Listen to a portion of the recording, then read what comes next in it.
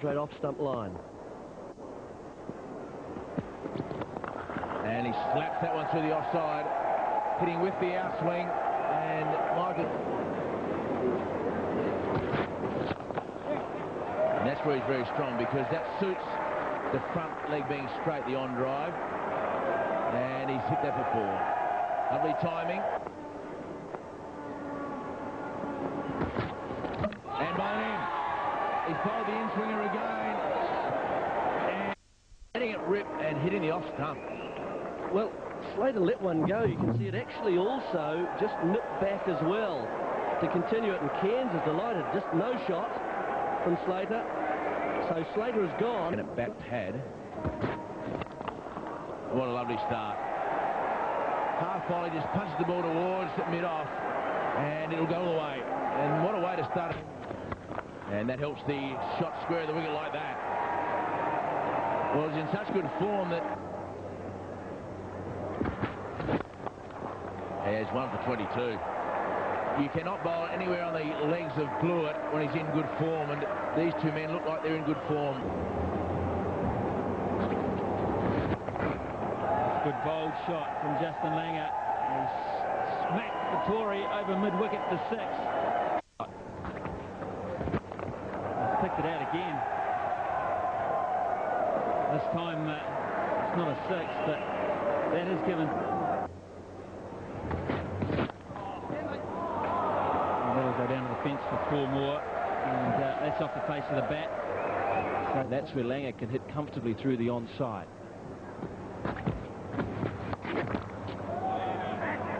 Oh, that's completely confused the fieldsman down at backward square leg. Craig McMillan, I think he lost it in the crowd.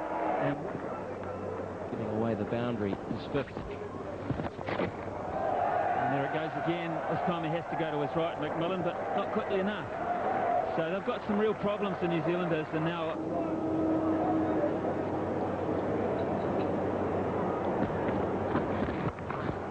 and through. Good shot from Justin Langer. Short. Australia is off 43 balls. Jack Gregory versus South Africa back in 1921-22.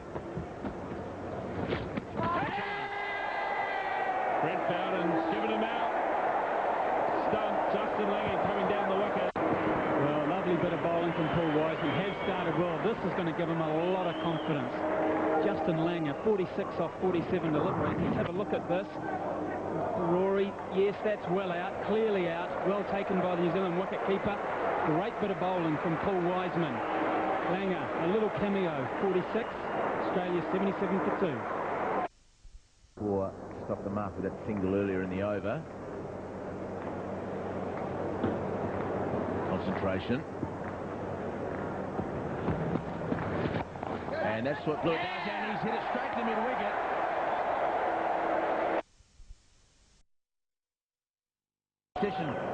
This has produced 3 wickets in just over an hour and a half. it's all about stopping people scoring, stopping Australian batsmen scoring. Doull's a part of this wicket as well. He should take some... Wide, and Martwell got it in front of point. That's a very good shot. You start cutting the opening mould. And that's what War does. He loves to play that shot, and he sometimes likes to play it aggressively early in his innings, and he's done just that. Oh, lovely shot.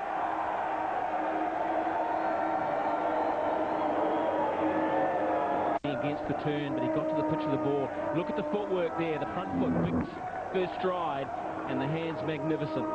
There's a great stroke, and anyone better length, poor line, and War cashes in. He's not allowed to settle, has he? I mean, this is where I think the Australians, through Langer in particular. Catch it! Yeah! Was that out? Has it come from the glove? Spearman had to go a long way at slip. He does stand a little fine. Pushing out Steve Waugh, but that is a brilliant effort. Absolutely magnificent. Top of the blades. Yes. Off the mark. And timed as well. That is going to go all the way. Evans above. short and wide. Bad ball for a great player.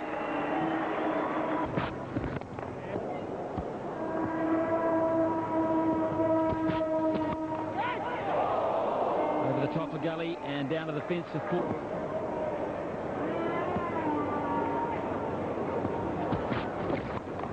And once again over the top, deliberately played on this occasion by Damien Martin, and 4 more. Too much width.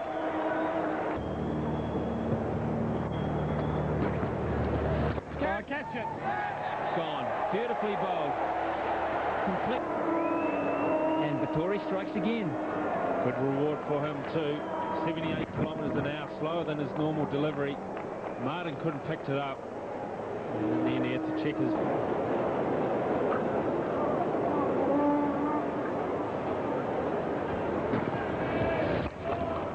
Beautiful shot. Absolute class there from Mark Waugh.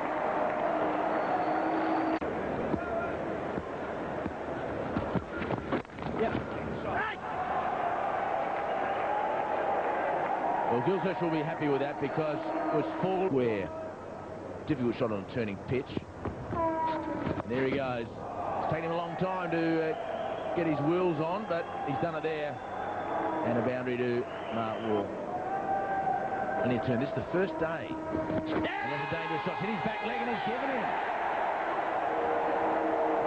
Very full and hit him on his back leg. Well, this is brave. This is brave. But really, there's that area that I was talking about. Here it is now, end on. It's pitched in line. And I think that's missing off stump. There he goes. And he's successful first time. Big hit. So he signals his intentions. And now Stephen Fleming. It's a big test at 166 for 6. New Zealand are well in control. And again, Mark Waugh this time. Now, has he got the carry on this one? Yes, he has. And they're going to try and confirm this upstairs. Using his feet here, Mark Waugh. He got under it. Did it go all the way? Yep, there it comes down. And, yep, it's over the rope. I think it's gone all the way. Oh, it's 50 for Mark Waugh. Very patient innings. And in the context of 175 for 6, most valuable.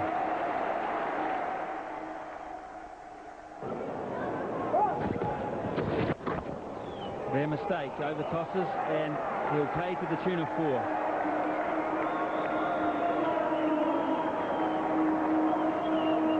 Full toss on leg stump. And he's just picked the gap beautifully there.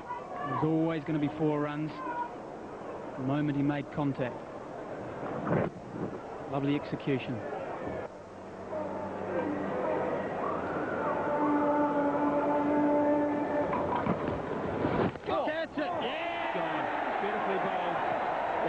From Daniel Vettori. Again with bounce, and Shane Warne's elected to play it pretty much from the crease. He's taken the shoulder of the bat and flat.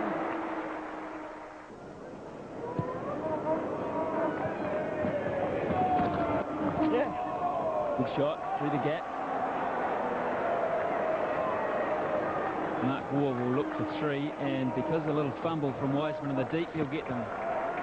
Let alone the ball. He really should be at short cover catchment, I would have thought. And he's given him out. Victoria went up very late. Adam Ferrari went up. There's certainly a noise, and that's what Billy Bowden has gone on. Fancy it might have been the bat hitting the pad as part of the noise. Could have hit the outside edge. Pretty hard to tell. But certainly the New Zealanders were adamant. Lee has gone for 6. Australia 192 for 8. Caught behind, and Vettori, he went up quite late as well. He went for the stumping initially, then decided to go for the caught behind it with the noise. And the speedster can't believe it. Goal! Needs a man at bat pad or in slip. Because that is a very good ball.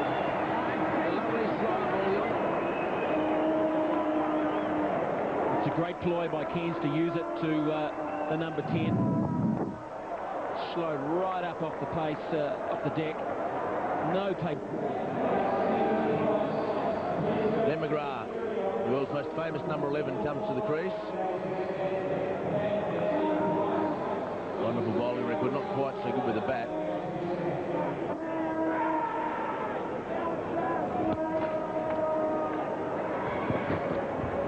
Catch it. And yeah, he got him. So 5 wickets to Daniel Vettori, well bowled. His first 3 overs cost 25, and his next 22 overs, he took 5 wickets. So McGrath did pretty well as a partnership of 21. With Daniel Vettori and Paul Wiseman, the 2 spinners, did a lot of damage. They took 8 wickets between them. And McGrath played near enough the right shot, just was a little bit short, and the ball turned, and quite a smart catch by Craig Spearman at first slip. Lineup. They succumbed to a good all-round performance by New Zealand, lasting just 71 overs, all out for 214. Bowling performance, well, Chris Cairns, it looks expensive there, and in the context of the score of 214, it probably is, but he did bowl... Pretty fair job. Survival is in the forefront of their mind. Australia just been bowled out half an hour or so ago for 214. And that's in the air and got him. Well, he was surviving to force the Platinum to play a shot. McGrath finally did. Break through the Australians' warning. Strange shot from Horn, really. God, no problem for block. The new ball. that's very close. Yes, he's given him. He misread that one, Matthew Sinclair. Judgment from the young man. 214 first time at the wicket. Just 8 this time around. Well, this is a top spinner, isn't it? Look how it just carries straight on. You see, it doesn't turn at all. The first one turned a bit. What a catch.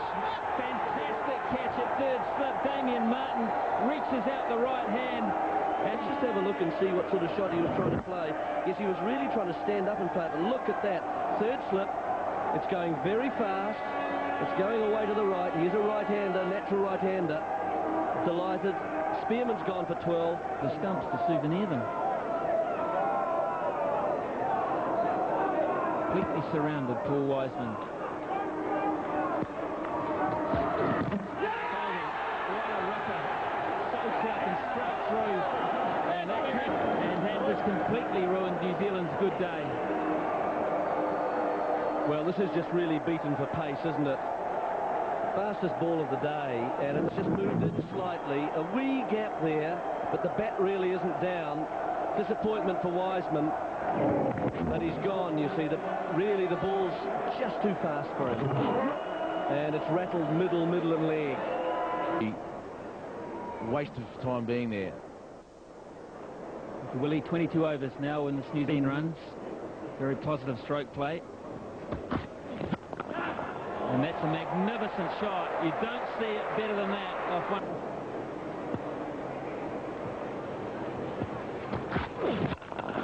Now stop that. That is magnificent. That's the area he was wanting to hit it through, Nathan. Quite got the turn that we saw him get last night. Yeah. He did try and give it a rip there, but too much, and it's provided Astle with some width. And 4 more.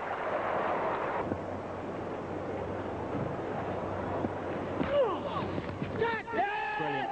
Absolutely brilliant bowling. It's taken him a good hour. Playable. Outstanding leg spin bowling. Yes, it's a classic piece of leg spinning, this. They're still looking to play defensively. Bat in front of his pad. Enough turn to take the... Of the day, he's in at 80 for 5.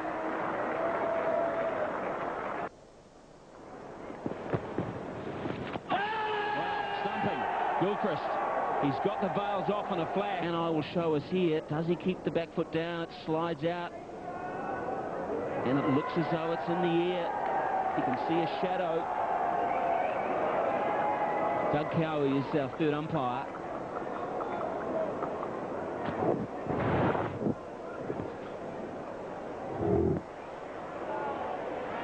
The foot is clearly in the toss and put away. Magnificent stroke, and he's got it all the way too.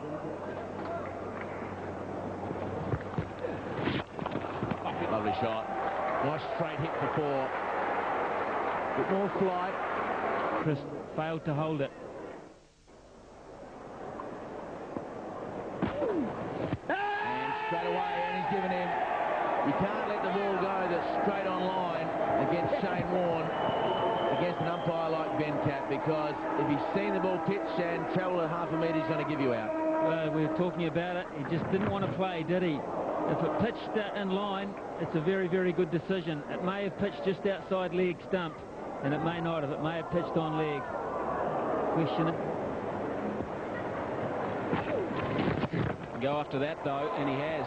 Straight into the stand. Make that 20 rows back. Magnificent.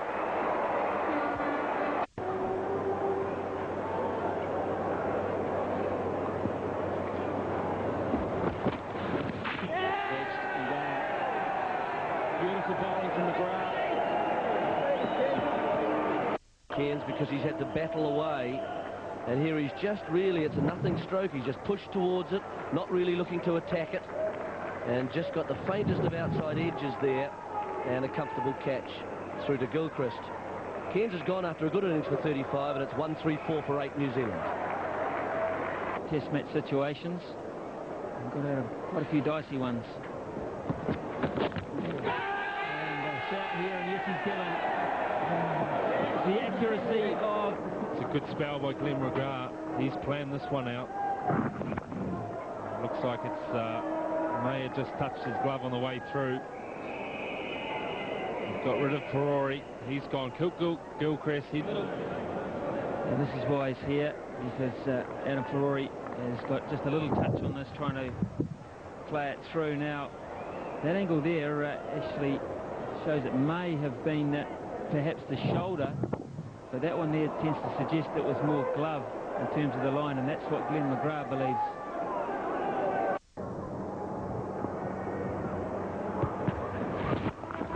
Down the ground, and split. The field is very well over the top for 6. That's a big hit, hitting with the spin. And down the ground this time, and that'll run away.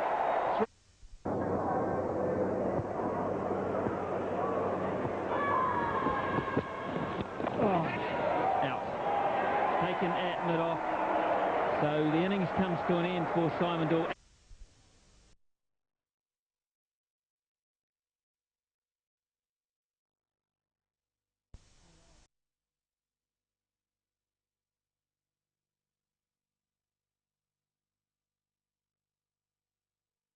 New Zealand through to 163, and would you believe it, Glenn McGrath in the end picked up the most wickets. He hadn't bowled for the best part of 2.5 hours today.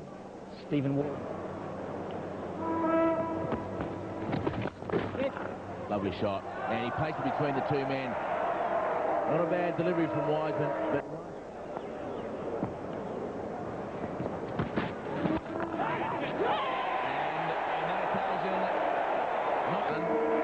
trying to go inside out, just not getting to it, and again in the air,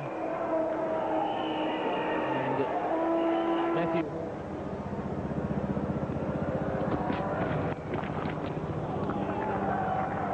Placement was outstanding this time.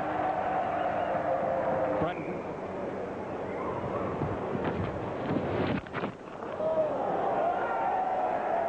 Big hit for 6. Short boundary there, and Justin Langer has waited.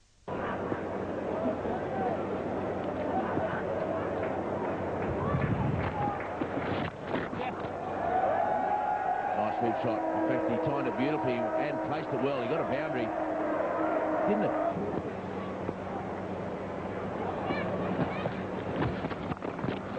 Very strong square of the wicket, Langer, and he's hit that in front of point for 4. Spinners can't give 20 metres away from the bat. That's it! And got him. So well bowled. Just does enough, Daniel Vettori. Brings Blewett out, commits it to the shot. Doesn't turn a lot, just enough. And Craig Spearman completes the transaction. They get rid of... And what a way to start your innings.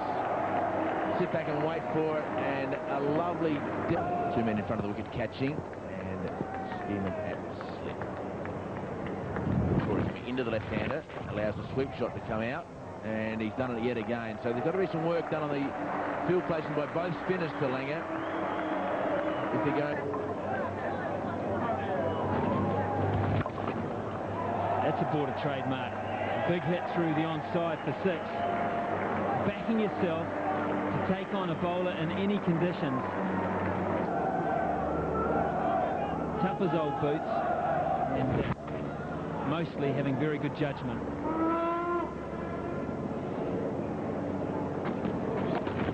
Again, this time he's skied it. Two men converging on the ball. That's a good catch. Nathan Astill, really good judgment. Put the mockers on him, didn't I? Because he came at Vettori, and it's a huge top edge. And this is a very good catch running back from Nathan Astill. He made up his mind that it was his. He made the commitment and took it very well. Cairns too could have taken it, but it goes in the book for Nathan Astill, as does Langer for 47. It's 67 for 3. Bouncing up.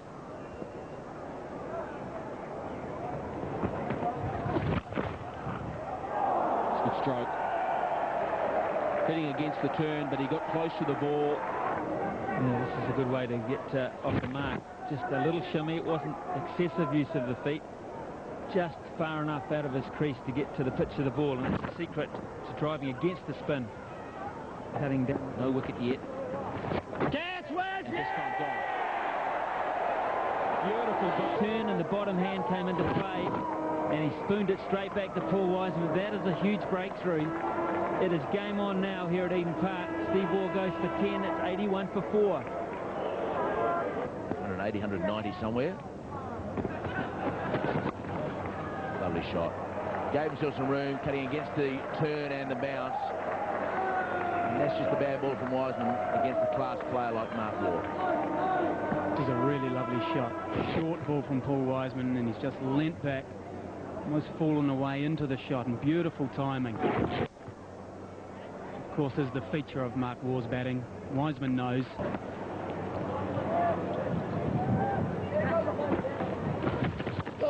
And again, a little bit fuller, a little bit closer, but he's faced a lot of cricket balls in this test match, Mark Waugh, and it has to be absolutely spot on. Goes quite serenely to mid-off. A great game so far. It's a spinner game, but shorter and wider, and an easy boundary for Martin. Might get to the pitch of a ball to still keep it down. He's got the edge this time. Venkat confirms it. And they've got Mark Waugh, the top scorer from the first innings. It's a bit flatter and a bit quicker, and it climbs. And the outside edge is taken. Adam Peruri takes a beauty. Mark Waugh 25 to his name. And not a bad average either, is it? So, key moment in this game. It keeps on just tempting people who are watching it, and then suddenly another little twist. And here we are. Here's Vettori, and a good catch there. The highest wicket taker as a spinner for New Zealand.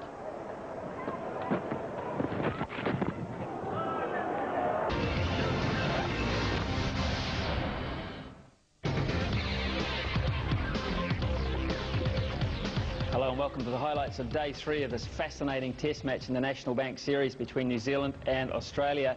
And will it be the last day? If the trend continues, so many wickets fall in the game so far advanced, it could well be the last day's play. One thing is for sure, it is so delicately balanced, it's very hard to pick a winner. Now, this was the situation last night as the Australians hopped on the bus to go back home. They were 114 for 5 in their second innings. They had an overall lead of 165 with 5 wickets in hand. 214 dismissed on the first day. New Zealand replying with 163, and Daniel Vettori has been such a key figure so far. He has 8 wickets in the match. He sits on 99. and you can bet your bottom dollar he is going to be a crucial figure as we head into this morning's play. Let's join the action now for the first half hour with Martin Crowe and David Hooks. Stephen Fleming no doubt has a game plan in mind, and hopefully a contingency one as well. This man really has come of age the last couple of weeks, the one-day games towards the end of that one-day series, and of this test match. He's been most impressive. 21 overs, 1 for 56. He'll bowl the first ball of the third morning to Adam Gilchrist. He's on 4, Damien Martin on 10. And immediately Martin Crowe, plenty of turn as you would expect. Great day ahead. Certainly is great prospects. Justin Langham mentioned the tension on the Australian side. Certainly think there'll be perhaps a little bit more apprehension in the New Zealand side. They feel they're behind the 8 ball. Nice, boy, Wes. So these are the last of the 2 recognised batsmen for Australia. Adam Gilchrist yesterday named in the all-time World 11 in the one-day competition. And after this, it's just some part-time batsman and Glenn McGrath. 3 men catching. Line, beautifully bowled, and he had the foot up in the air for a little way. Extra bounce, it hit Adam Perori in the tummy. Key with this particular delivery, and I think with all the bowling this morning, will be the length. That would have hit the stumps if it had in fact had been on line. But Wiseman needs to keep the ball full. There's Warner next, Colin Miller, Lee and McGrath. Not a lot of batting left for Australia. Game in the balance. Yeah, nice, Wes. Shane Warne pretty relaxed. Hope there's no children around.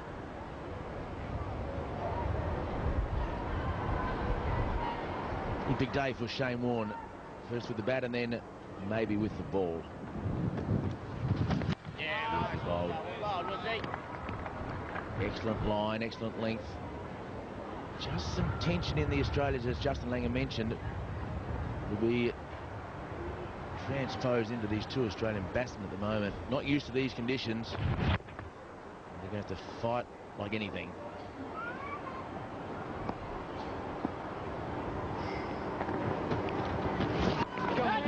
And it's in the air for a way, but the man is behind squarely. Can he get to it? No, he can't. Daniel Vettori. So that'll ease some of the tension and get rid of a few of the butterflies for Gilchrist. 1 over gone. Australia lead by 169.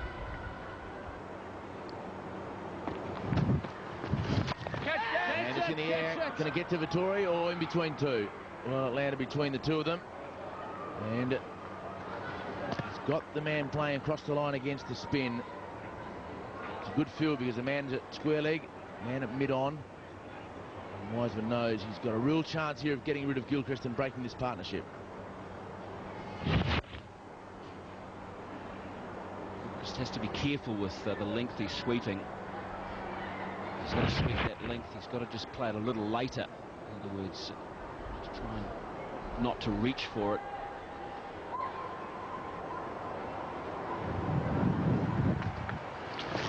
Catching.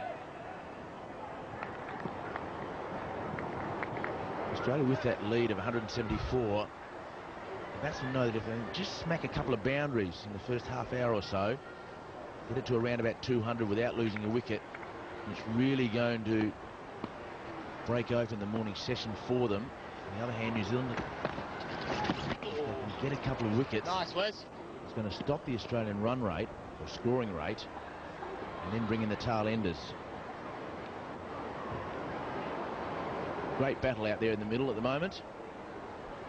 Too much sleep by the 2 Australian batsmen, I wouldn't have thought. Lots of thinking last night.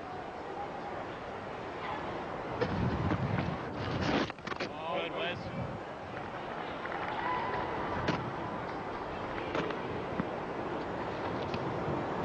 And the bowlers need plenty of encouragement.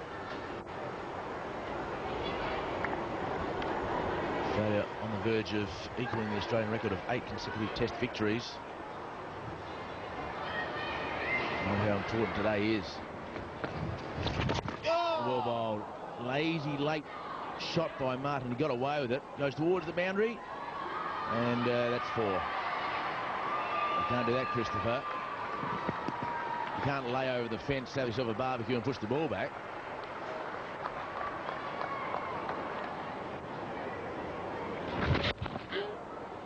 He's too full to be cutting, and he shouldn't really be looking to hit through that area unless it's very short. Hoskins has one arm over the boundary and the other arm flicking it back. It's done pretty well there, but it's hit his knee and it's starting to come back towards the boundary. With his hands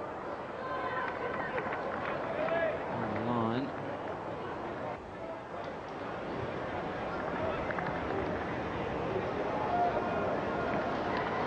"13 runs have been scored this morning by the Australian pair. No wickets for New Zealand. What New Zealand can't afford to do is get too anxious to keep their line and length. Accept the fact that players like Gilchrist and Martin will hit the odd boundary. And just got away with a bit of luck again, did Gilchrist. So it was Martin in the previous over, had a bit of Dame fortune. And on this occasion it's Gilchrist. 3 runs and very lucky.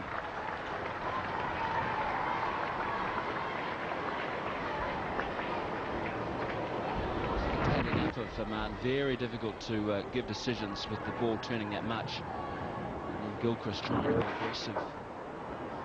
Really went across the line too much. Tory's just got to keep his cool. Against Damien Martin, he still has that short leg on the onside. Well fielded. And well done. They look for 2 of the Australians. That's what it has to be. Good fielding right throughout the day by New Zealand. I guess their game plan was to get Australia out before lunch. You would suspect that if Australia is batting out lunch, that's a couple of hours, maybe 70 or 80 runs. It would be just starting to take the game out of New Zealand to reach. So their mental target would be to get Australia out in this session.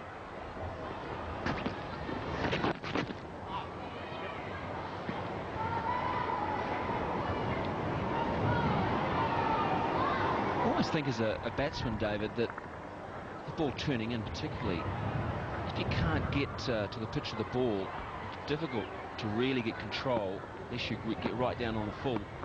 It's almost best to hover back onto the back foot to control stroke there. In fact, he's found the gap. He's bisected both the fieldsmen. He really timed that magnificently. Best stroke of the morning so far. One of the other things that a left-hander can do to the left-arm finger spinner is take guard on off stump. Right across. Take out the LBW possibility for a start.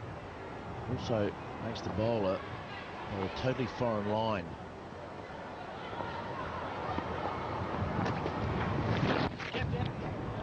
Look for 2 here. Very fast between the wickets, Gilchrist. And he's got an easy 2. So good running, good little over so far for Australia. 10 runs with a touch of luck as well. Vettori naturally is going to drop this a little shorter because he's been swept the previous ball. Gilchrist is very good on this occasion because he just hangs back, nudges it for 2. So it's good batting by Gilchrist.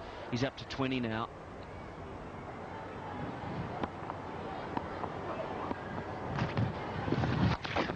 Bad ball, and the man at back pad has ducked for cover, but can he get it through again? No, he can't on this occasion. Good outfielding. McMillan doing the mopping up. But a very good over for Australia. It's 190, the lead.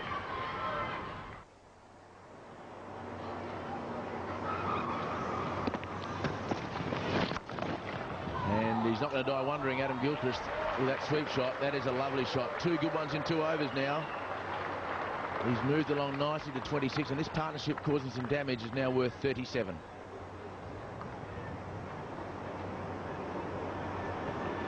But once someone starts sweeping with control, as Gilchrist has done in the last few overs, that's when you've got to bring the arm ball in, because you can't sweep the arm ball with comfort. He's got used to the length and the dip from the bowler. This is where Wiseman has got to learn that variation is critical.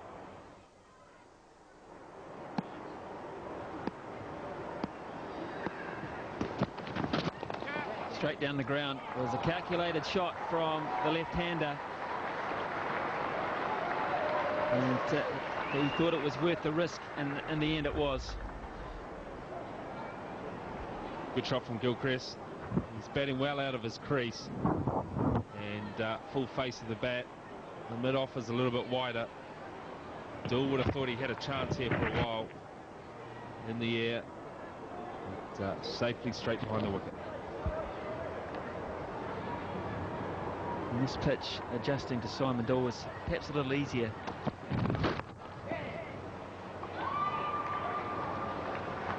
.150 up for the Australians.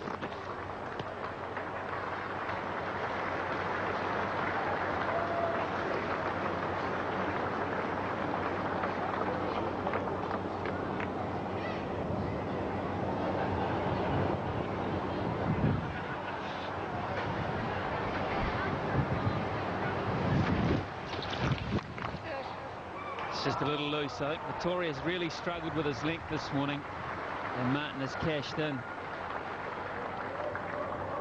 Well, maybe he's struggling actually to bowl into the breeze, which has picked up quite a bit. And dragging this one down, it is a sizable wind to bowl into. And Martin had no trouble putting it away.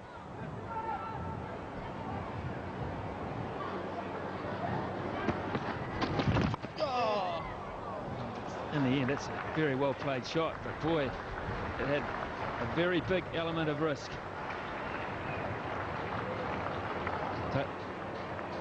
Taking this off middle stump, Damien Martin, bringing up the 50-run partnership.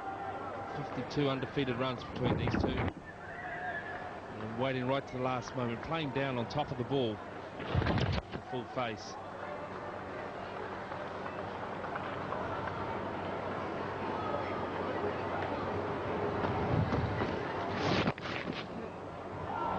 Beautiful shot. 2 consecutive boundaries. Wiseman coming back in this over, and all of a sudden, there's no doubt about it, Australia have got themselves into a situation now where they are firmly on top. Single-handedly, Damien Martin has taken the game away from New Zealand. He took that one very early so it would go in front of square.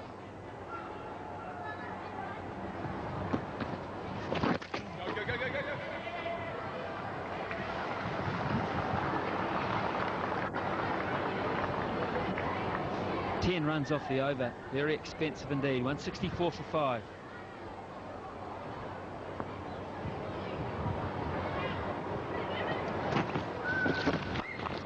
Doesn't have to gamble there. That's a free hit through the offside. And Daniel Vettori is really struggling this morning to bowl into this breeze. He's played the square cut well, Damien Martin, but he's been allowed to. Just rocks back and waits for the ball to arrive. And gets it through the cover region. Square of the wicket. Very strong through there, Damien Martin.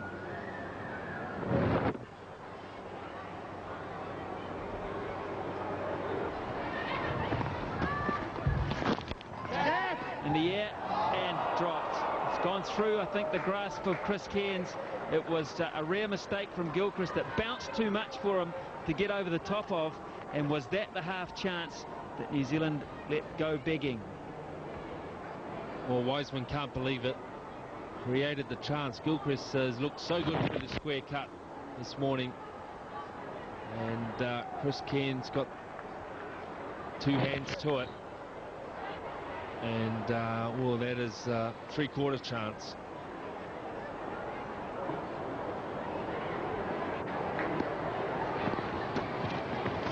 Good, Wes. It's over. Billy Bowden says that's over. It's time for a drink. It's been a huge hour for Australia. They've added 60 at a run a minute And they're still just 5 down.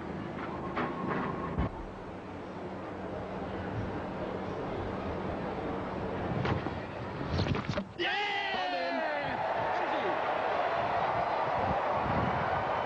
100 wickets for Daniel Vettori.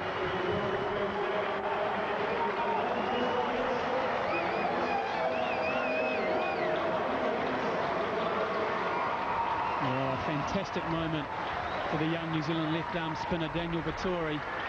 Just a young man with an old head. Damien Martyn bowled. Jeremy Coney was talking about an arm ball. It wasn't an arm ball. He didn't turn a lot. He was looking to cut. Not great foot movement. Playing it from within the crease. Vettori is thrilled. New Zealand are wrapped. It was overdue. Martin's out for 36. A good hand in Australia. 174 for 6. So Shane Warne. And hit the ball a long way. A very crucial little phase here for New Zealand. They must get rid of this guy very quickly, as he would have the ability to take this game away from New Zealand very quickly.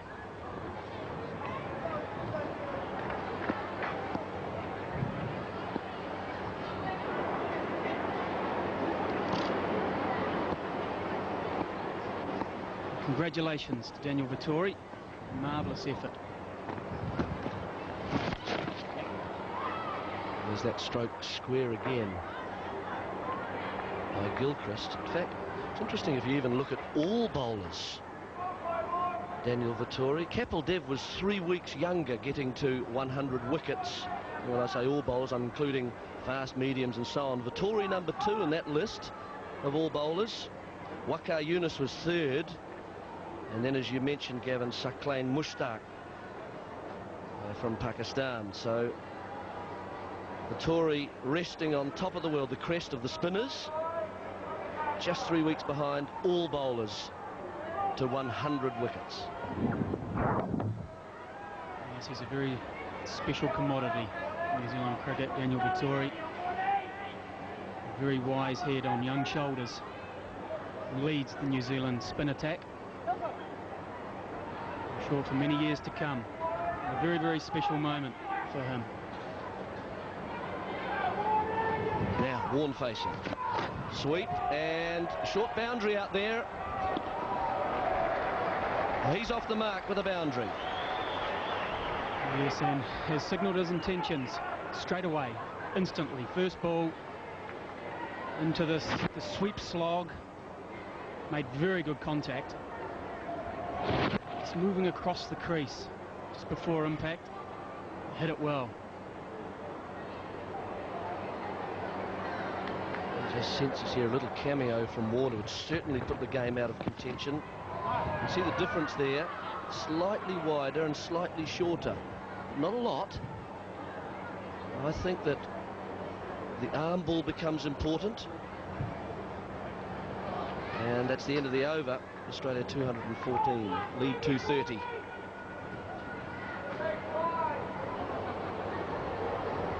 So we've got Wiseman to continue bowling to Gilchrist. There's the slog sweep again. He's picked up this one extremely well. And there's the response from Bill Bowden.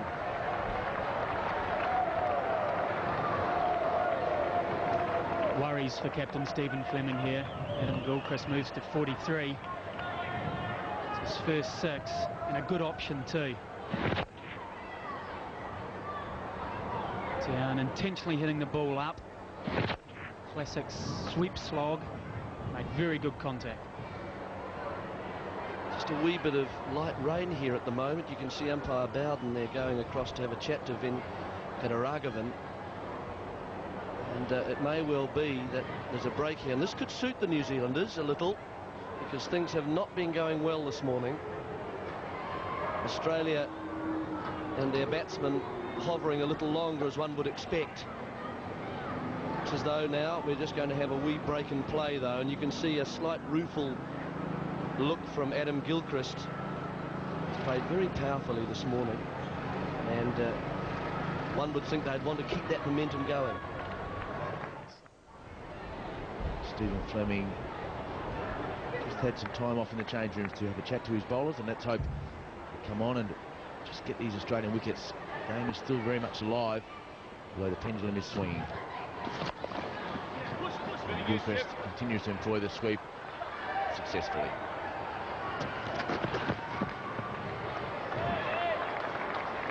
It's a pretty good shot, this, because Stephen Fleming finally has 2 men back for the sweep on the boundary, or just short of the boundary. Gilchrist acknowledging that and just waited the ball. Didn't try and hit it too hard, did he? Just placed it square and knew there was always 2. He's a man in control at the moment. Terrific innings by the left-hand batsman wicketkeeper. 45 not out. This is what he did against Pakistan at Hobart. That wonderful innings he played with Justin Langer. And that's an easy 4. So he goes simply along to 49, and again it's the length of the spinners that is causing New Zealand the problem. There's been a trend now that every time Wiseman's been swept, the very next ball has become shorter, and that means the batsman can just sit back and whack it with will. Ended up for Wiseman. It's not the figures he wanted to see in this very important 3rd morning. And that brings up the half-century for Adam Gilchrist. Well played by the Australian wicketkeeper batsman. Very important 50. The last couple of times that Australia's been in trouble, he's come to the fore with a bat. And acknowledging the crowd. Very important day for both sides. The start of this 3-test match series. Fantastic record for Adam Gilchrist. His 4th half-century to go with that wonderful century that Martin spoke about a moment ago.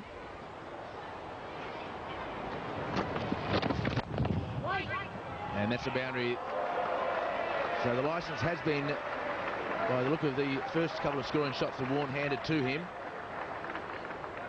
He's a very good hitter over the offside as well, so that wouldn't surprise on this situation, though. He's got there and just clubbed it. He stand up, whacked through mid-on.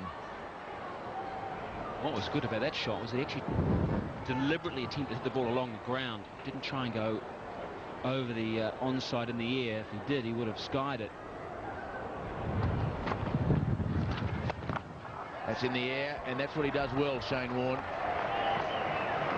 Too short by Vettori. He has to drag Warne forward, look for the edge or the stumping. Not giving him any width at all. This is really hurting New Zealand at this type of scoring. This is brilliant. Great innovation. Looked to come down. He stopped. He saw the length of the ball. He adjusted.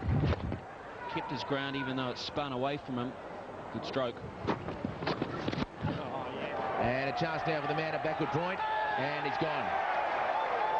So Paul Wiseman couldn't do it himself, but he helps out his spin bowling mate, Vettori. So 10 wickets for Daniel Vettori for the match.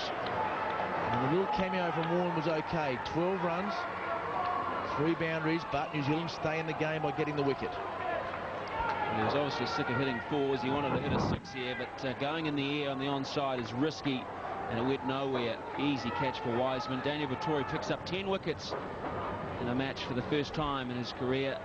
Warne gone for 12, and Australia 202 for 7. Game not taken away from New Zealand yet.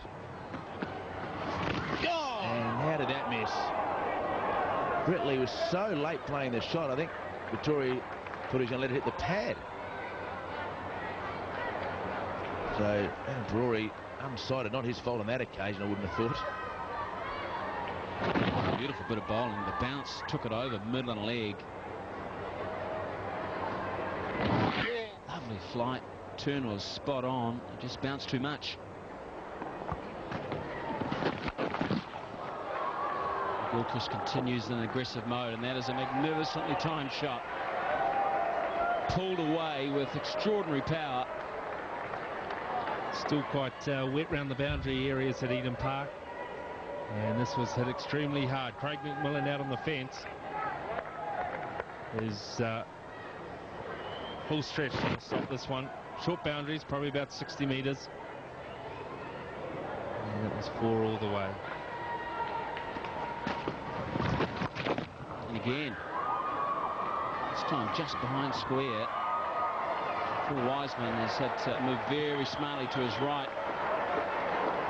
Vettori losing his length badly in this over. Of course, maybe a little bit of moisture into the ball already. And getting into that seam, Vettori may find it harder to control it. Dragging down shot. Gilchrist, of course, is a very good player of the pull shot and the hook shot.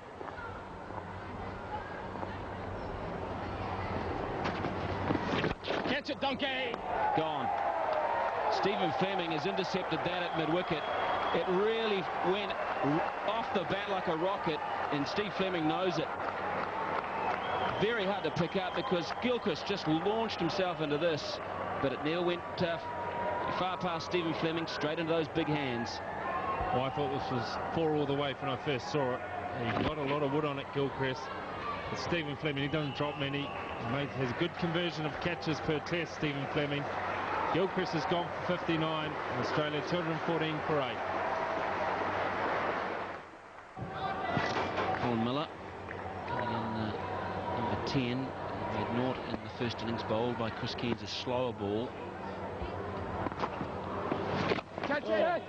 Yes, behind! And looks to get off the mark straight away, and does.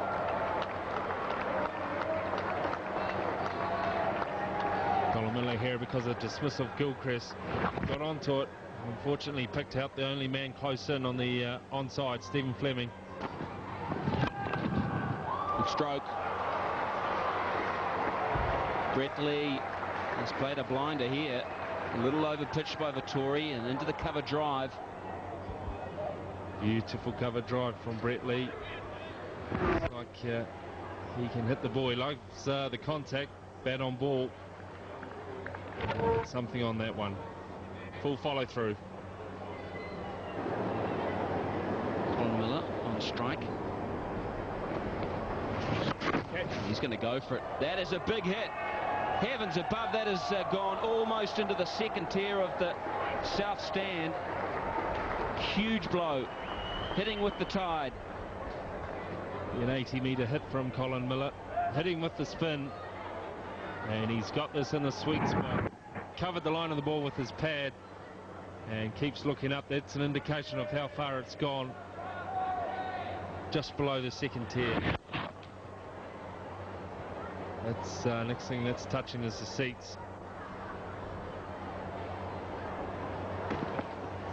Good catch. No, put it down. For a minute he had got the hands under the ball. Took the catch of Steve Waugh yesterday. Very difficult. It was always diving low. Stumped.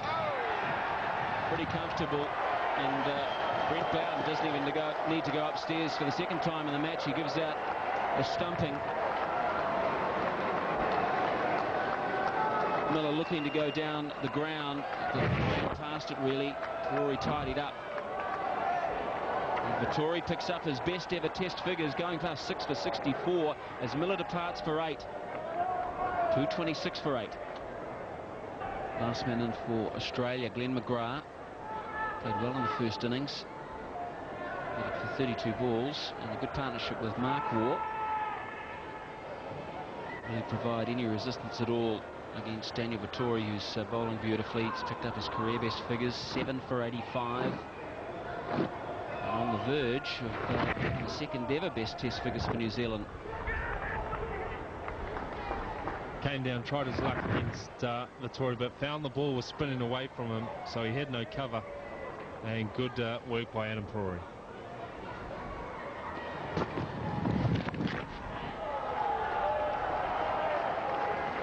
Off the mark straight away, Glenn McGrath. Good confident stroke.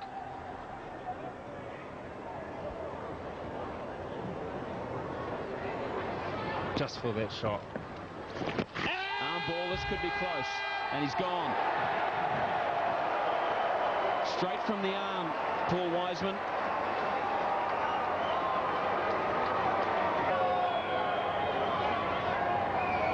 It's a first time we've seen Wiseman use that delivery. It's a good one.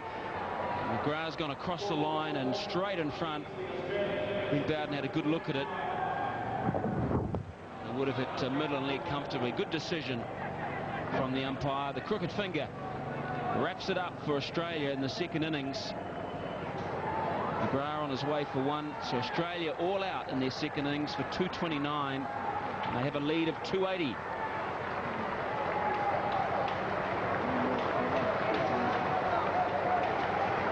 Rise and the players applaud and pat the young master spinner Daniel Vettori. Best figures at 7 for 87.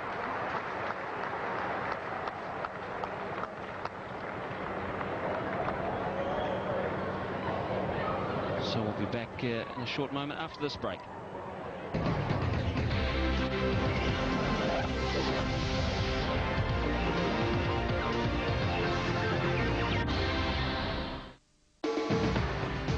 News update is proudly brought to you by Victoria Bitter.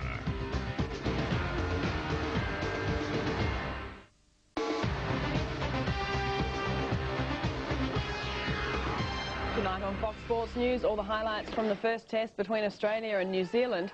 The Hawks and the Magpies do battle in front of a big holiday crowd at the MCG. The NRL supporter who blew the whistle on the Tigers. Another trophy for Leighton Hewitt in the Templeton Classic in Arizona. And the golfer penalised $140,000 for stalking this putt. Full details tonight on Fox Sports News with Cameron Williams.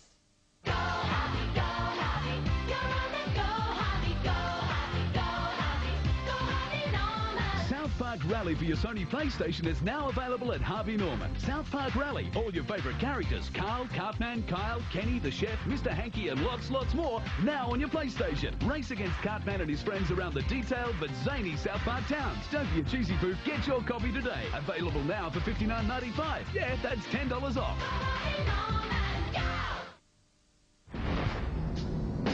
Brett Lee does 7 Weet Bix.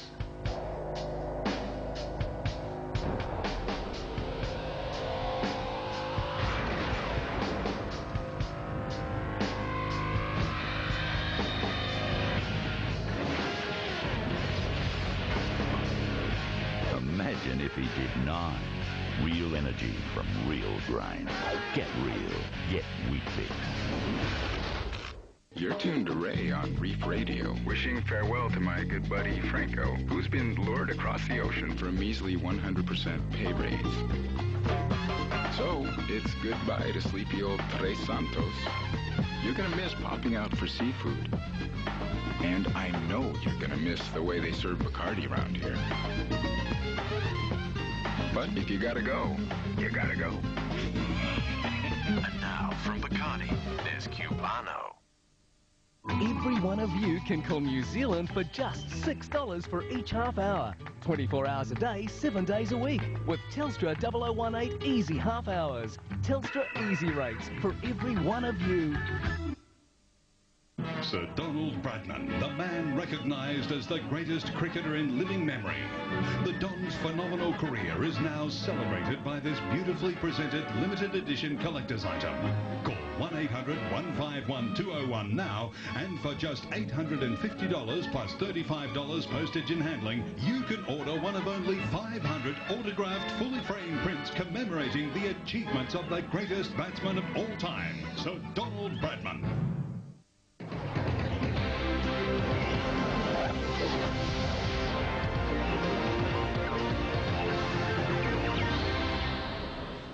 Back here at Eden Park, the news is pretty good from a New Zealand point of view in that they have at least ended Australia's second innings.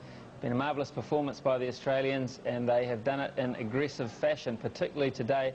They've taken it to the New Zealand spinners in particular, and now they have built themselves up a very good lead to bowl at this time around. Here we have it. Top innings from Adam Gilchrist, 59, and Warne just came out with a licence to hit boundaries and hit 3 of them, and then departed pretty quickly. Colin Miller hit a big 6, and that little flurry from him as well. All out for 229 and 77.5 overs. Standout performance without doubt in the bowling department for New Zealand. Daniel Vettori, 35 overs, 11 maidens, 7 for 87. Absolutely outstanding. Now that goes with the 5 wickets, of course, that he got in the first innings, 12 for the match, and that is top class, even on a pitch which gave him a lot of help. Paul Wiseman, a little more expensive, bowled a lot of overs as well, nearly 34, 6 maidens in the process, and picked up the last wicket to add to an earlier one. 2 for 110 for him, and a very small workload indeed for both Chris Cairns and Simon Doull. So Australia attacking early on, as you'd expect. 3 slips and 2 gullies.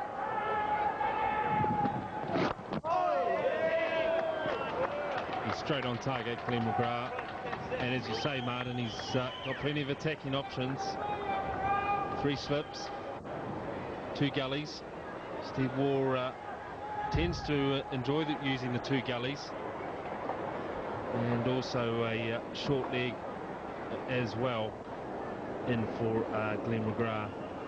And he's been given the new ball too. He's earned it too. First innings, 4 for 33 for the big pace bowler.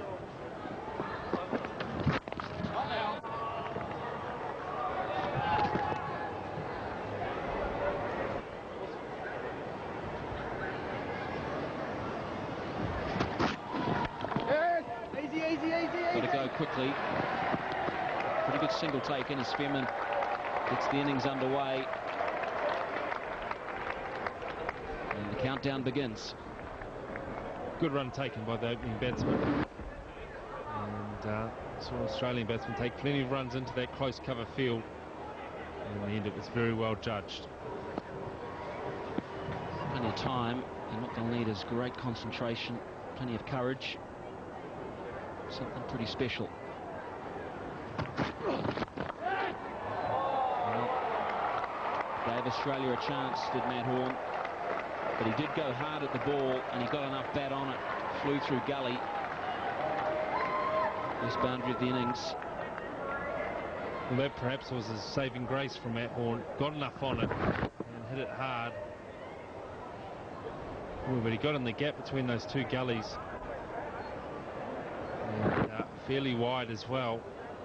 I don't think Lee would have been too impressed on this one.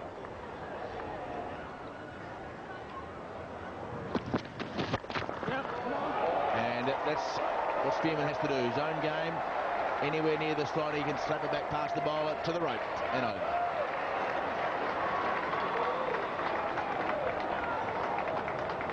Well, it's not a bad option in that there's only one man in front of the wicket on the onside.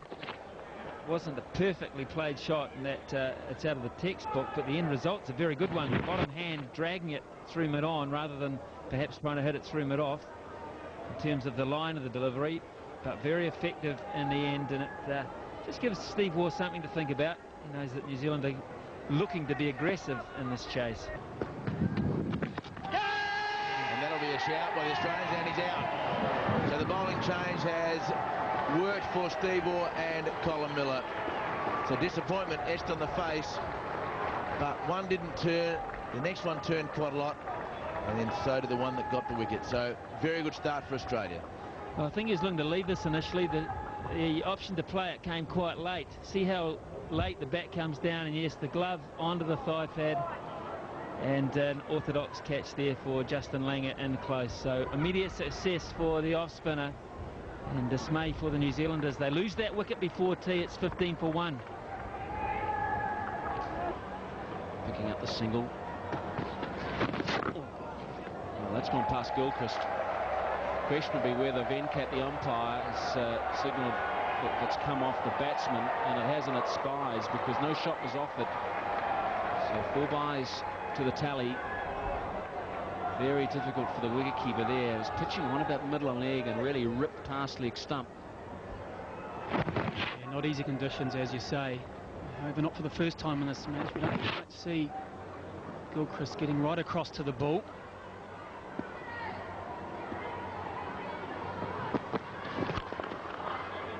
That's a good shot. Slightly over pitch, but Matthew Sinclair was quickly into the stroke. And he timed it very well. Good aggressive start from Matthew Sinclair. It's important that the Kiwi batsmen approach everything in a positive fashion. in this long run chase that they've got. It's whether they are leaving the ball, defending, or like here, looking to score runs. That's a big shout, and Venkat says straight away, you're out of here. Caught on the crease. It tucked back from outside the off stump. Looked to hit him around middle and off, whether it was going to go past the leg stump.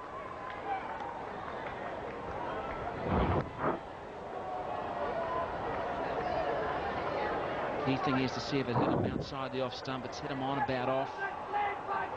But, the way it's turned, it's going on to middle and leg stump. So Sinclair's on his way, out for 6, and he's on 25 for 2. Colin Miller's picked up his second wicket. Now he'll have the chance to add Stephen Fleming, who he removed in the first innings. Fleming, who went past 3,000 runs in his innings. His 49th match is a pretty good record, but he needs to convert those 50s into 100s. It looked out in fast motion. In slow motion, that hit him, I think, around off stump, so that was okay.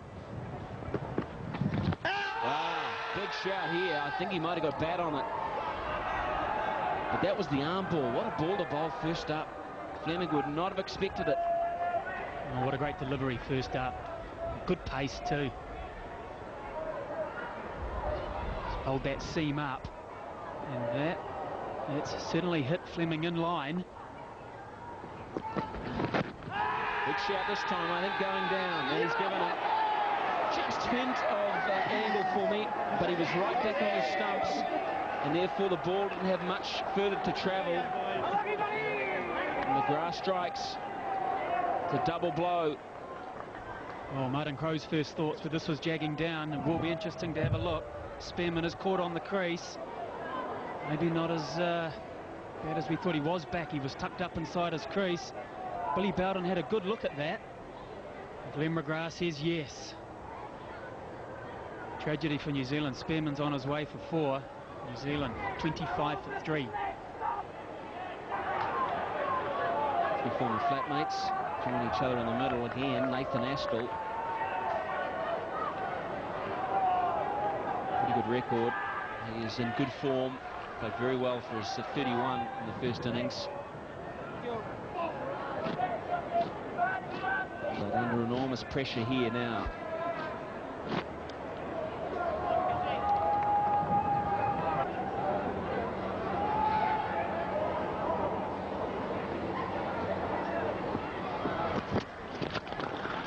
Positive stroke from Astle. He is so good in that area. Wonderful cover drive for any youngster watching. This is as good as it gets. So he only knows one way to play, Nathan Astle. And that's right into his slot, where he likes it.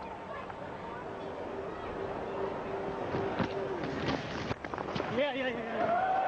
Loose delivery, as you'd expect. And Astle punishes him for good shot.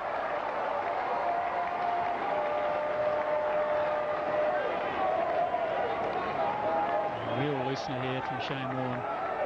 Short, very short, wide. In fact, almost so wide that Astle couldn't reach it. But he did, and he punched it through extra cover. McGrath gave that one away. Just caught that on the toe end. Stood up nice and tall. Better shot. And better reward too.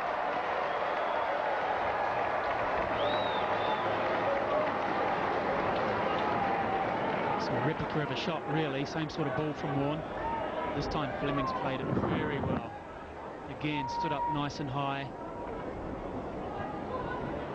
Straight bat shot. Good punchy shot for 4. That's a gem, an absolute gem, and yes, he's got the toucher right. That is nearly unplayable. The drift is the first issue, and then the edge, and a very good catch from Gilchrist. And Miller picks up his 3rd, and Fleming is on his way back. Well, I don't think you can be too disappointed as a batsman. There's not too many players that can do that. It's gone to about maybe middle and leg, and it's bounced. Fleming's tried to get out of the way, you'll notice, looking to play it, and then drops the wrists inside by the pad, but it's just enough to just flick the edge of the bat, and good effort from Gilchrist. So Fleming's gone for 8, and New Zealand 43 for 4. Centre. Craig McMillan, nightmare time for New Zealand. At number 6, they are 43 for 4. He's got a pretty impressive average, 750s and 300s, but of late it's been tough going for him. Gets underway, that will help him out mentally a wee bit. Tremendous over again from Miller. He's done a great job for his side and his captain. 44 for 4.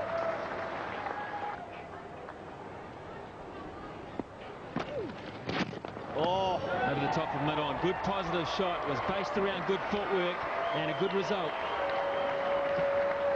Well, McMillan's done this before. I recall an innings in Dunedin where he was caught out.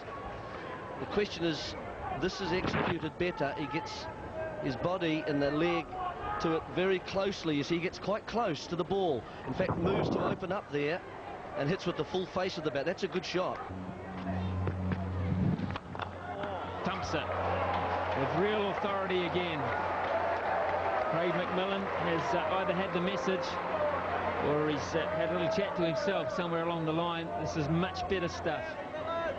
Well, it's width here, you know, as well, and that's what encourages the stroke. It's wide enough to allow him to open the blade. No one, of course, threw that offside because that's where the Australians would like to encourage him to play.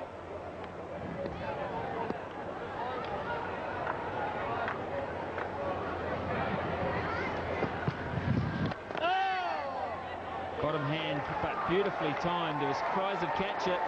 They coded cries of fetch it. 59 for 4.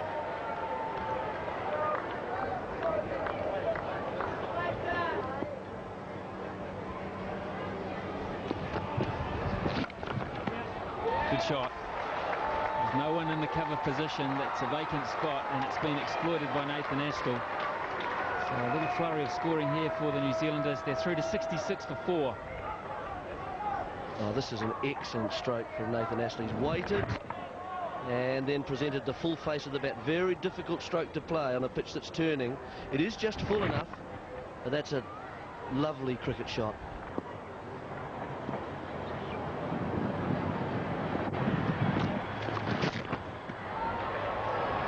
It's a good option as well, and extremely well played.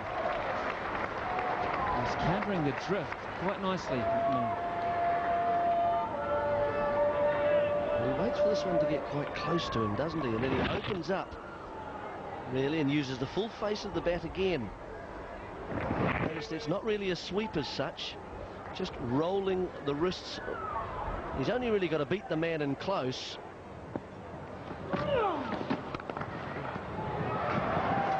Oh, that's special.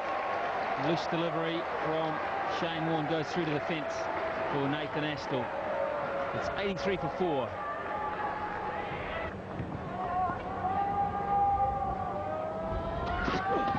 Well bowled. And well played. Up onto the toes, on the rise to that very wet part of the ground. So another boundary for Nathan Astle. Had to get over the top of this one, Nathan Astle. Right up on his toes. Just uses his wrist so well. He's very strong through there. Getting it through the outfield. Good chase for Greg Blewett.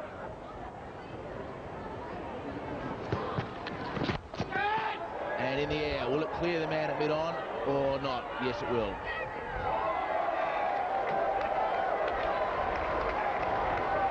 So just not sure whether umpire Venkat knows whether it is 4 or 6, asking the fieldsman. And it's a 6. So it did clear the man at mid-on.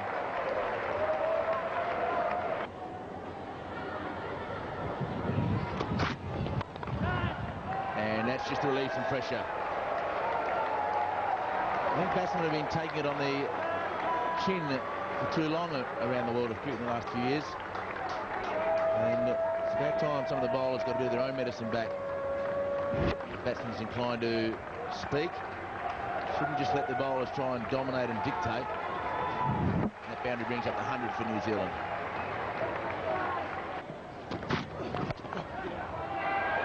Third man in, but it's not going to be good enough to stop that off.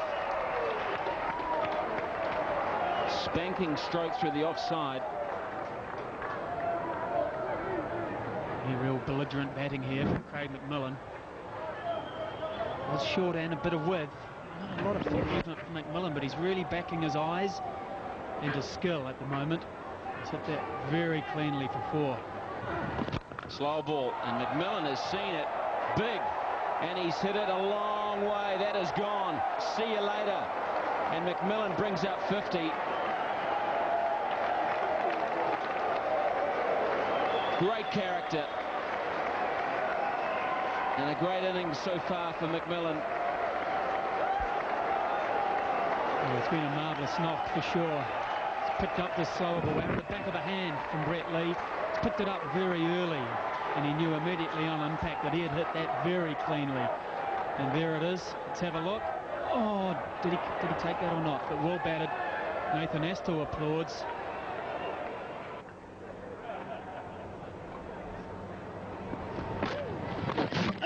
Bowled around his legs. He used the vertical bat.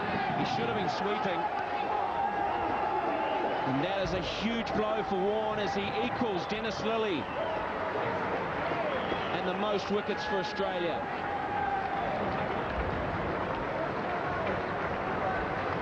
Martin Crowe has talked long and hard about the New Zealanders employing the sweep shot against that type of delivery, and here Nathan Astor has paid the price for a straight bat shot.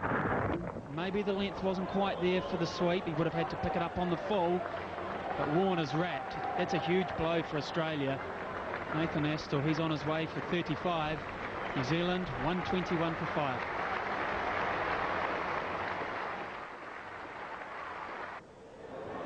.51 from just 68 balls. Craig McMillan really has been very steely and stoic today.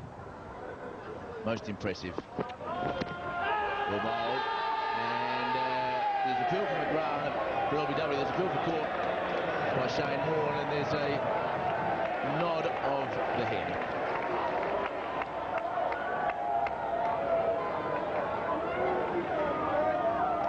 It'll certainly be worth having another look at this one. McGrath in close, just outside off stump, nipping back. It's like it's taken McMillan on the thigh pad. Only the one sound has hit him too high, really, for LBW. That's not the impact point. It's on the thigh pad. Very high, taken by Shane Warne. Half appeal. Hoping that there might have been a wee nick there as well. Big side, and lovely shot all the way to the boundary. And that is a good way to end the McGrath over. 41 overs gone. And it's 134 for 5. 148 required for victory. 5 wickets for the Australians and 1 for Shane Warne. And that is a good hit. That is a big hit against the spin.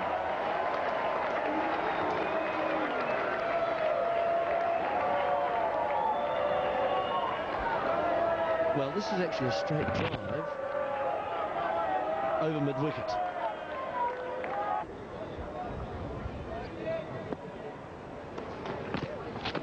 Oh. Lovely shot, got inside out. Man is deep at mid-off, but he's hit it wider of that person.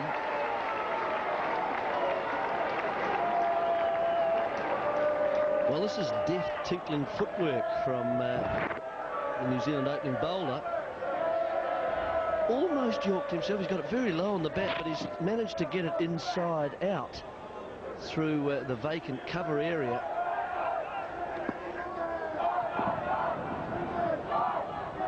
Runs from the over. 14 runs from the over.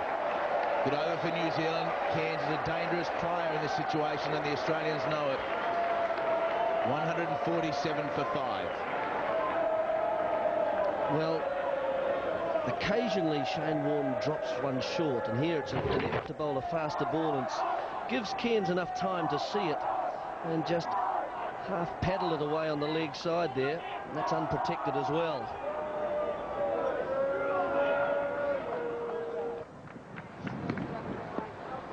So can Warne do it? 3 balls to go, but can New Zealand survive? And that's a beautiful line. He'd thrown them outside leg stump, then he dragged Cairns across, mesmerised by the ball. Nearly. 4 men around the back, 2 in front and 2 behind, plus Gilchrist.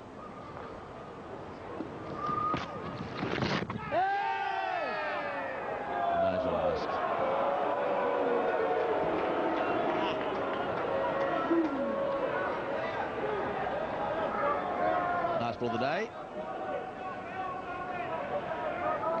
So McMillan will remain on 57. Chris Cairns, he's on 20. Can he survive the last ball of the day and set up day 4?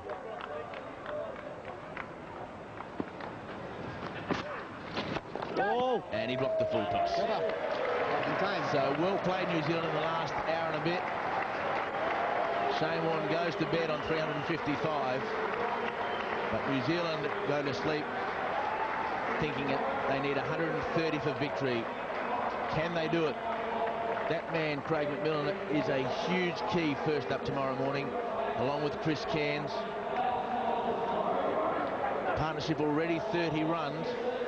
Remember at one stage New Zealand was 43 for 4. So great fight back towards the end of the day. Miller bowled beautifully, but then McMillan and Astle, then McMillan and Cairns. 4 quick wickets. Horn, Spearman, Sinclair and Fleming. When Astle and McMillan came together, Astle got bowled around his legs for Shane Warne to equal Dennis Lilly on 355 test wickets. And Cairns and McMillan did very well to register a partnership of 30 at the end of the day.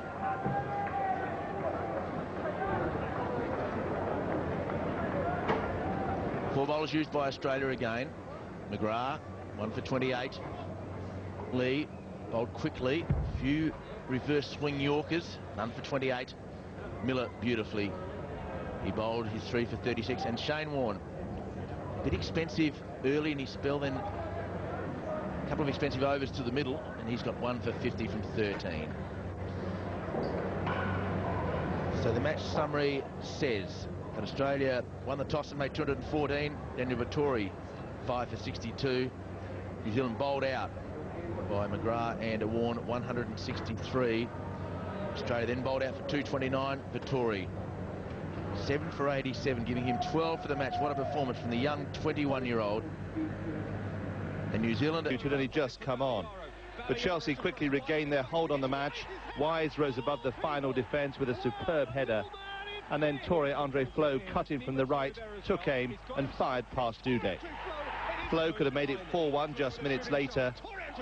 Cruz nearly pulled one back. It was a brilliant save from De Hoy. In the end, though, the Dutch Masters have been well and truly humbled yet again. Yesterday it was the Dolphins interfering with the surfing action at the Billabong Pro on the Gold Coast. Today it was the jet skis. Brazil's Peterson Rosa injured his hand after being dumped by a jet ski rider, the injury costing him his place in the event.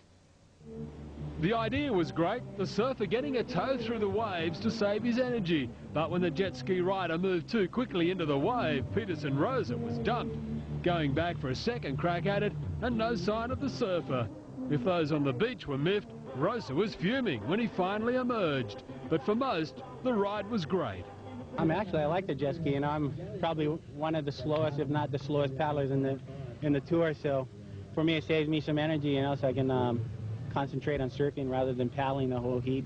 Well, Garcia would like it. His jet ski rider did it slow and gently, ensuring the veteran would get through the waves. For Rosa, his tournament was over. The medical centre was able to patch him up, but he was beaten on the water by Shea Lopez. Garcia continued his impressive run through the tournament, beating Taylor Knox, while the All-Australian heat between Shane Powell and Damien Hardman was a bit of a fizzer. This was the only decent wave Hartman got all day. Powell got a heap and beat the former world champ by 10 points. Oh yeah, I'm stoked to win against Damien. He's like the toughest competitor I think on the whole tour. Even though he's one of the oldest, but he's the toughest still, you know, so it's good to come up with a win against him. But unfortunately, he didn't have the waves to perform on, so it could have been different either way. If he got the waves, he probably would have beat me. Damien Hopgood proved too good for Michael Campbell, while the matchup between Mark Occhilupo and world junior champ Joel Parkinson has been put back to tomorrow. And that's Fox Sports News for Wednesday, the 15th of March. I'm Caroline CSE. Good night.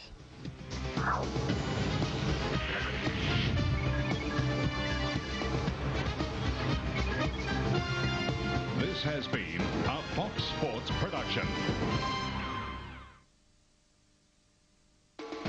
Fox Sports News was brought to you by the all-new Alfa Romeo 156 Cellar Speed.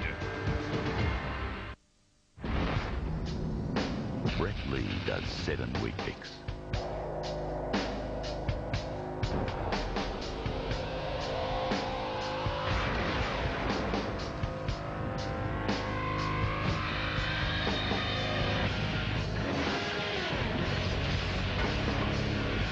Imagine if he did 9. Real energy from real grain. Get real. Get Weet-Bix. Fox Sports congratulates Shane Warne on surpassing Dennis Lilly's record of 355 test wickets. So Shane Warne becomes Australia's highest test wicket taker. And you saw it live on Fox Sports. Australia's tour of New Zealand is proudly brought to you by Harvey Norman, Nissan, and Telstra.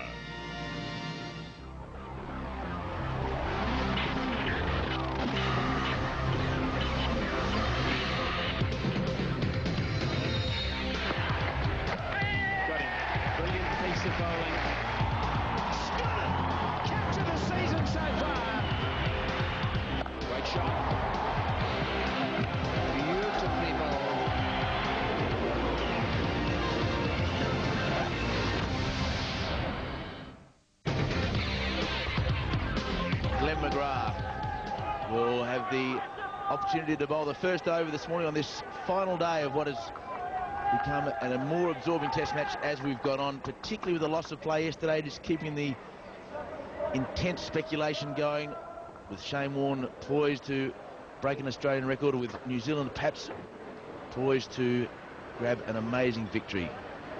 Craig McMillan, who played so well a couple of days ago, 57 not out. Chris Cairns also. Partnership of 30 runs, of which Cairns has made 20.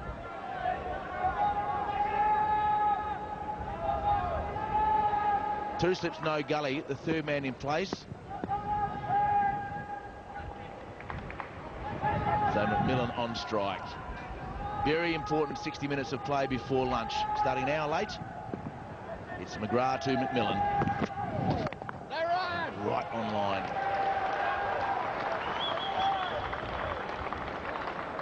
Craig McMillan, 7 boundaries and a couple of sixes. One fabulous 6 off Brett Lee. Brett Lee bowled the slow ball and McMillan hit it straight back over his head. So what a chance for this young man to create some history if he's good enough.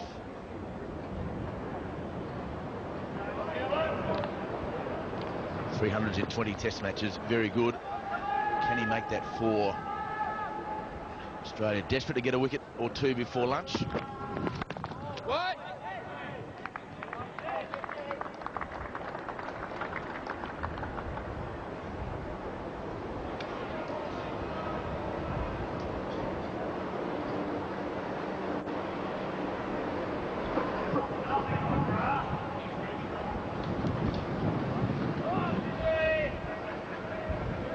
Not out, McMillan.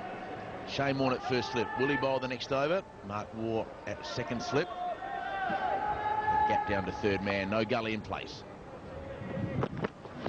Oh, yeah.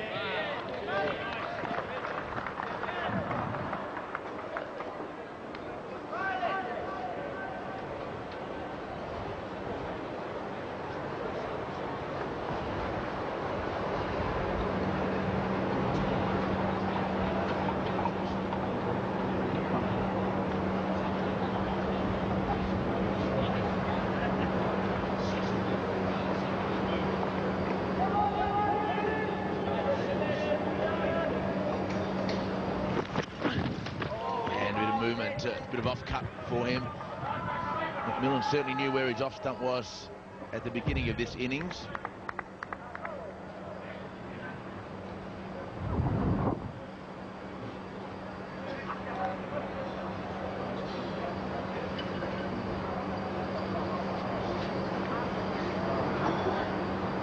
Shane Warne, 355 test wickets, equal Dennis Lillee. And will he bowl the next over?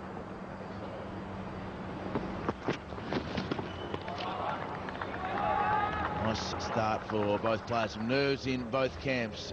The Australians will be favoured to win, with New Zealand needing 130. It's a lot of runs. This is the 5th day, even though the pitch, as Nathan Astle told Jeremy Coney, hasn't really changed. In fact, it's probably got a touch better to bat on. Not quite the vicious turn that the moisture allowed on day 1.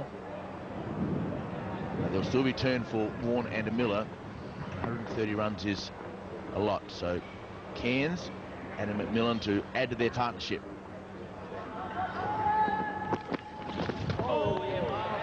Good start by McGrath. McMillan survives. Still 130 required.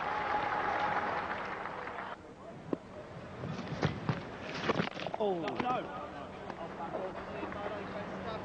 Just think that Colin Miller at the moment's got his cover in the wrong spot. What he has to do is move his cover much straighter this way and create a gap for Cairns to try and hit into against the turn. Yeah, got him. So the Australians have got an early wicket, and what an important one it is to be able to break the partnership in the first couple of overs. Chris Cairns and McMillan have been sitting down for a day and a half, and the Australians would have been conjuring up some plan, and whatever it was, it worked. Well, that was a big blow, wasn't it? Cairns looking to pick that one up over that man in close. It was the first attempt at an attacking stroke this morning, but he was unable to beat that man at mid-wicket. So Cairns is gone for 20. No score today for him, and he's out for 20. New Zealand now 1-5-1 for 6. Adam Perori comes to the crease for New Zealand, with his side still needing what they needed a day and a half ago. 130 for victory. Bad record for the wicketkeeper. Oh. Toss and not put away.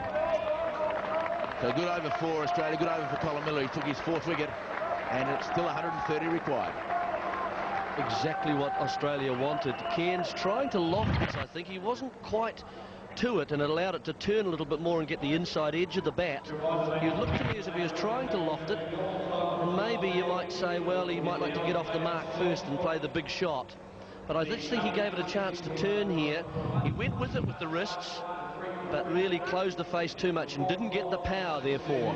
So he's gone.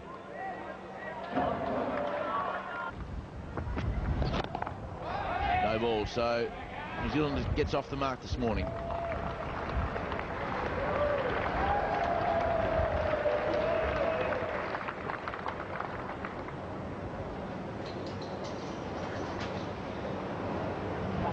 Then McGrath goes down to the safety security of backward square leg for Miller. Still 4 men around the bat. Adam Perori faced 7 balls, yet to get off the mark. Millen hasn't scored this morning either. And now he does. So a couple of runs, every run vital. And they will be ticking them off in the players' dressing room, no doubt. 127 required. Nathan Astle and Rick Pickard, New Zealand selector. Here we are, just turning it beyond the man in on square there, in the air. And that's in the air as well. So, good shot, acknowledgement by Miller as well. That is a nicely struck ball for Adam Perori. That'll get rid of whatever butterflies may have been there. Yes, well, this one I think is just a little closer in. It's not wide outside the off stump, and Perori, he sees the line, he's picked it up. And because he's picked it up outside off stump, then I think it's gone, in fact, a little in front of square. In fact, a good deal in front of square, more mid-wicket area. That's quite a long boundary out there. Good blow. Oh, yes.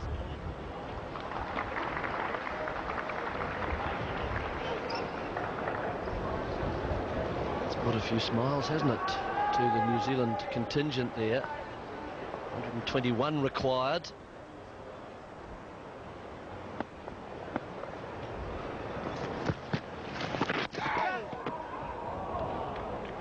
No shot offered, so batsman can't run.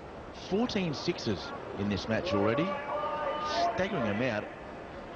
Literally, one boundary is quite short, but that is a lot of balls in the air for a test match, in a low-scoring test match as well.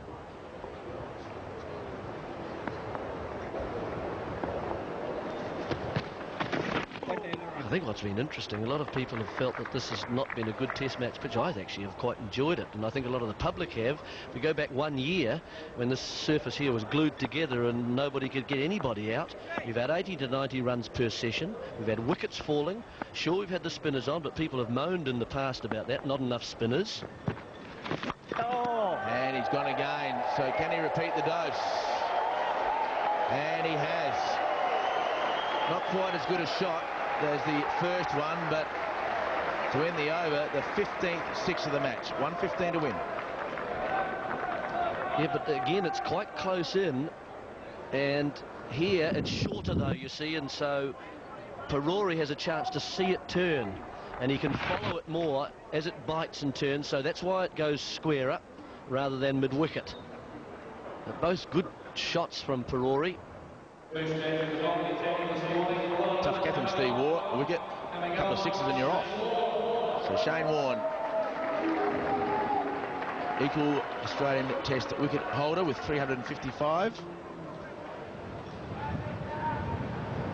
Fantastic record. 82 matches. 16 times he has 5 wickets in an innings. 4 times 10 wickets in a match.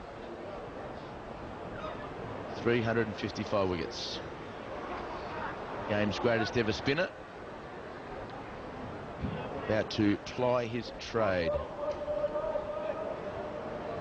bit chilly here today. People are rugging themselves up to watch, well, perhaps something very special from a New Zealand perspective. And a chance to see if Shane Warne can create some history of his own. McMillan on strike. He's on 58.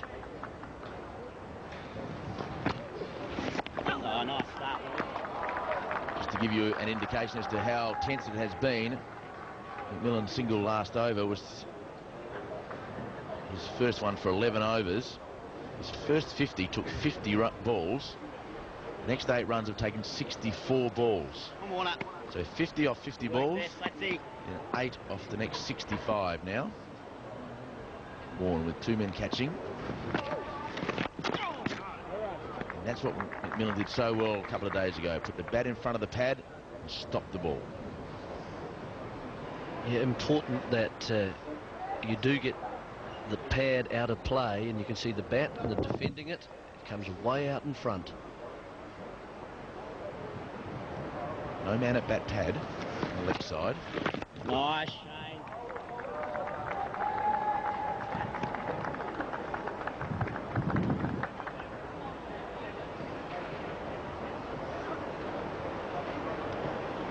Nice start from Shane Warne. He hit around these first couple of overs a couple of days ago.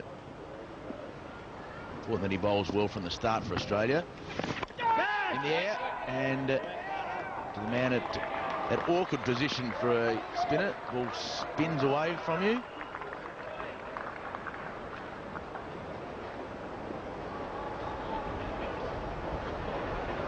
So this is short, and that encourages McMillan to get onto the back foot and play the cut. You see it's in the air, and that's what David Hook was just mentioning. The ball, once it pitches, tends to spin away. Be very wary of that.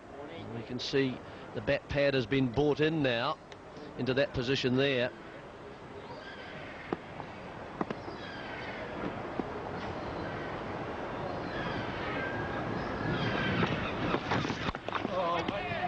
Put the bad balls away. I suppose it's interesting that Vettori can take 12 wickets on this pitch and Warne just the 4, and it brings up that whole, I suppose, question of how is this record affecting him, and is in fact there too much turn on this pitch for someone like Shane Warne? Bowling. Into the over. It's 167 for 6.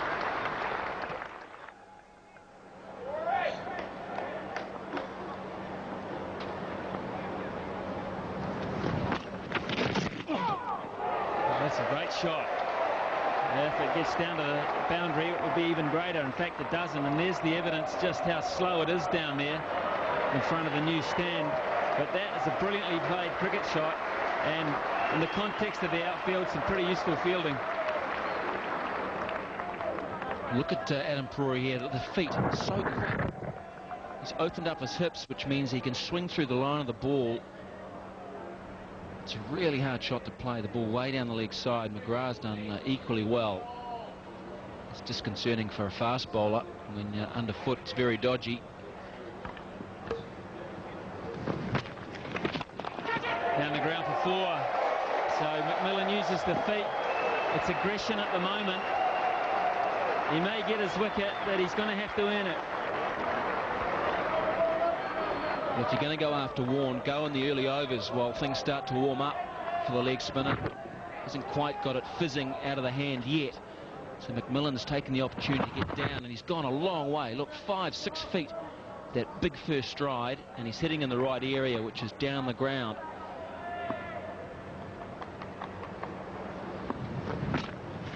It was very late on this occasion. The response from Shane Warne was to bowl a little quicker so that McMillan couldn't get down again, but he was on line. So that's a brilliant delivery there. McMillan backed himself because of the ball turning away.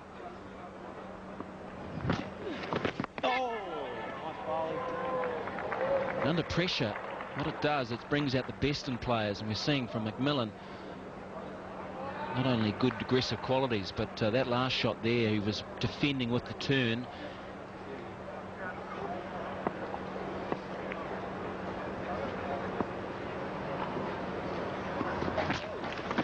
Yep.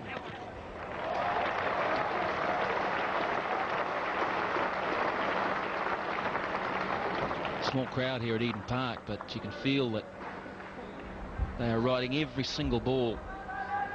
Acknowledging there a good shot from McMillan, even though it only went for 1. Big day in the lives of these players. Well, that was a false shot. It was beautifully bowled once again. At the moment, the champion leg spinner has to wait for his special moment. It's 177 for 6.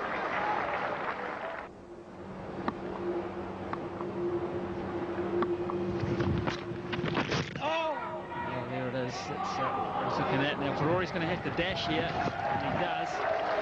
It's a leg by.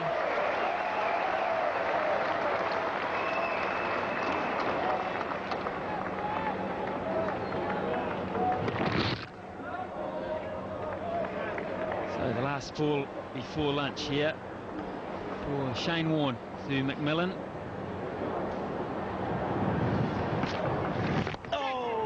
Nice soft hands. McMillan turns and goes, and he's done a good job of work for this first hour. He lost Chris Cairns early on, but it's almost been honours shared. New Zealand would have loved to have got through unscathed, but they lost Cairns very early on without a run on the board, and McMillan and Ferrari have done exceedingly well. Colin Miller, the wicket taker. Steve Waugh has tried Shane Warne, he's tried Glenn McGrath and Miller as well.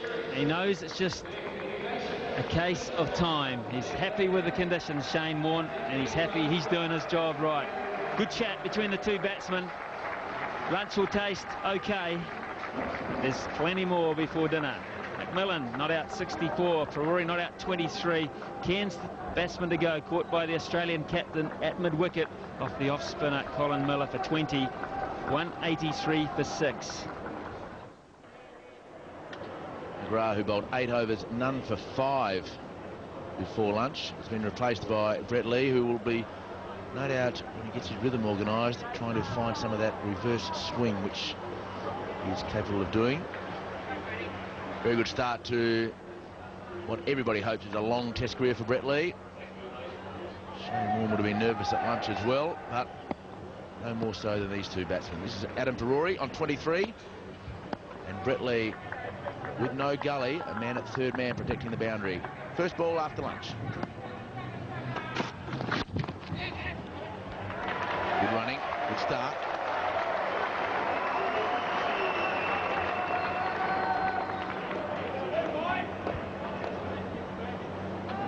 Well, the reverse swing that Lee will be looking for, and it's going to be very late. He's looking for that angle there. And just coming in at the last moment, I saw Glenn McGrath before lunch just start to get the ball for a reverse swing back into the right-hander. Brett Lee, of course, is a little bit quicker than McGrath. That's an added advantage for dipping that ball in late. Lovely straight run up by the youngster. And well fielded, Mark Waugh. McMillan had such a tough time before lunch facing McGrath, 8 overs, none for 5. He may get a few more loose balls from Brett Lee. Not quite the skilled performer yet of McGrath. And you just got to pick them off. Keep out the good ball. Tuck him around towards square leg, fine leg for a single. Maybe dab him down to third man. And the bad ball's put away. And it is just one ball at a time stuff for New Zealand. That's all they can face, one ball at a time.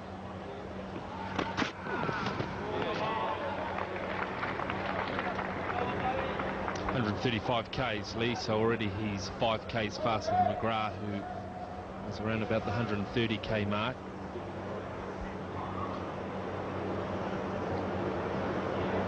Same field as McGrath, 2 slips. No gully. Third man in place. Point, cover, mid-off. So virtually holding up one end and attacking from the other. Lovely sunny day now. Well played, and a good stop by Australian captain, and a near chance. The old adage of never run on a misfield nearly came into play. McMillan just a little bit slow to get going. He's great in the cover area, Steve Waugh. And he dived full length. Michael Slater got up quickly. I think McMillan would have been home in the end. He had to stretch out. So the two Waughs have saved some runs in this over already. Mark at second slip, Steve in the covers. Rory. And there's a big shout, shoving it across the stumps. Not a really big shout from behind. May have been a little inside edge. Great example of reverse swing. He's got it going already. Goes in very late. Just go inside edge and maybe going down the leg side as well.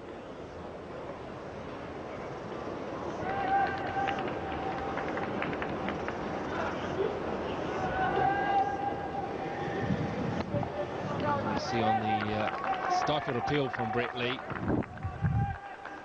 Inside edge on Ferrari. He's lucky there. Right there. And in the air, and it blew it. Does pretty well at point. And I'll tell you what, there is some tension out on the ground at the moment. Huffing and puffing and trying to take full advantage of the loose balls, but the fielding's been good to end the first over after lunch. 95 to win. Excellent effort from Blurt. They're throwing themselves around on the field, the Australians. And Ferrari's mouth would have been open for a while there as that was in the air. Didn't quite carry long enough.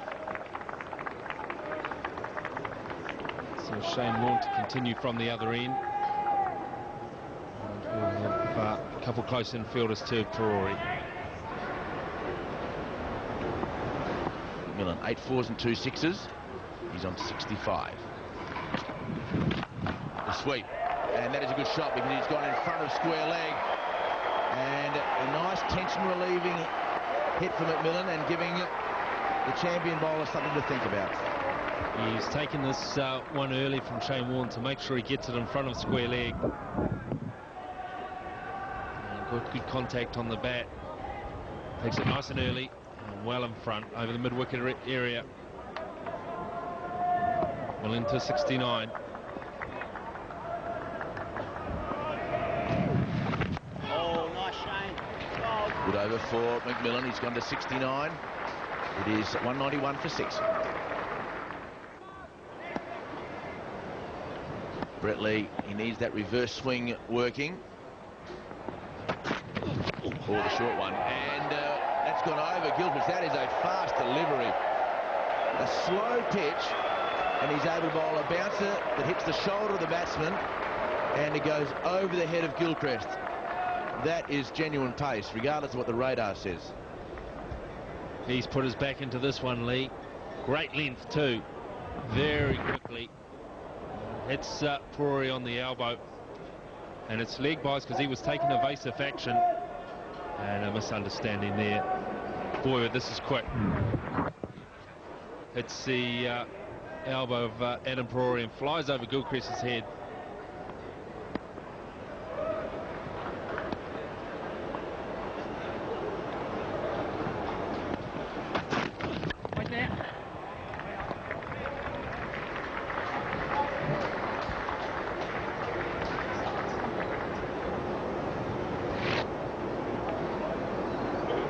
So 4 very handy runs, 86 to win now. They lost just Chris Cairns this morning in the second over. And evasive action onto the shoulder. And Gilchrist just can't get it.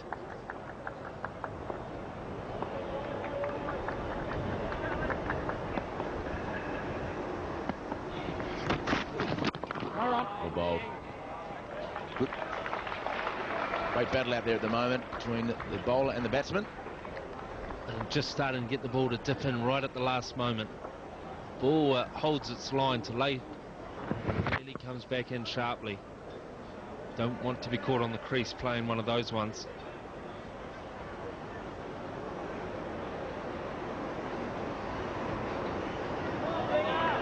Drury on 26, the Australian captain, with some thinking and some fight for the first time for a few months for the Australians. Some genuine last afternoon fight required.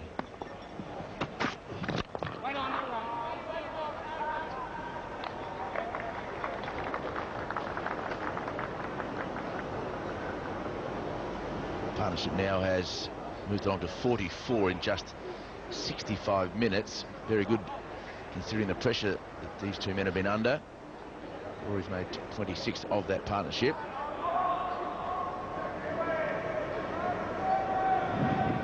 .44 runs. Chris Cairns out in the second over of the morning.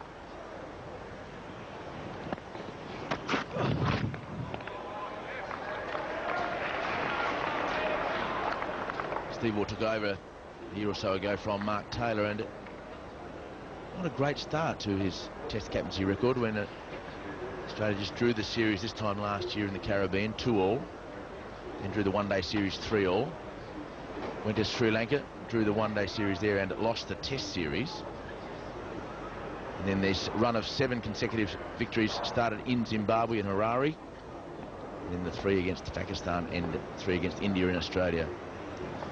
Can New Zealand stop the streak? Yeah, and drop, and no out. So Steve Waugh has taken a beauty at cover off the back foot. Rory trying to build it through. He dragged some turf up when he landed, and the ball stayed in his hands. A very good catch by the Australian captain, and Rory just couldn't keep the ball down long enough. What a breakthrough too for the Australian side. Rory thought he could get it through off the back foot, held up a little bit, and diving full length, Steve Waugh, inches off the turf. And what a vital catch. Rory thought he'd got it through at this stage. Waugh was too good. And brilliant catch by the Australian captain. Rory's gone for 26, and New Zealand 195 for 7. Thursday on Fox Sports, catch up with the world's fastest game on NHL Power Week. That's followed by Australia's most comprehensive hour of sporting news, and at 7:30, the World of Union as Greg Clark presents Inside Rugby. Hurry into Harvey Norman and buy furniture and bedding with no deposit and no interest for 24 months and no repayments for 12 months. That's right, no deposit with no interest for 24 months and no repayments for 12 months on all furniture and bedding. Lounge and dining furniture, bedding and bedroom suites. Everything you need to make your house a comfortable home. What a deal! No deposit with no interest for 24 months and no repayments for 12 months. Available to approved customers now at Harvey Norman. Every one of you can call New Zealand for just $6 for each half hour. 24 hours a day, 7 days a week. With Telstra 0018 Easy Half Hours. Telstra Easy Rates for every one of you.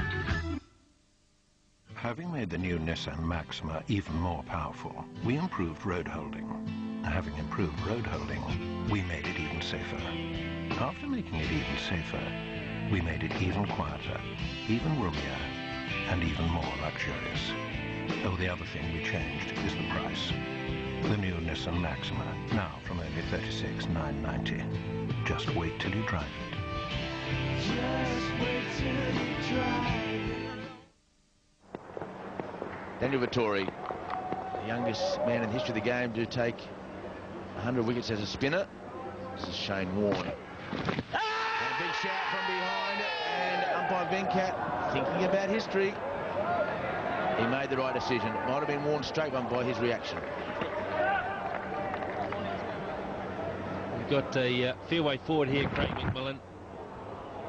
I don't think that's a bad decision by Venkat. He's got so far forward, you can't tell what's going to happen after the ball hits the pad.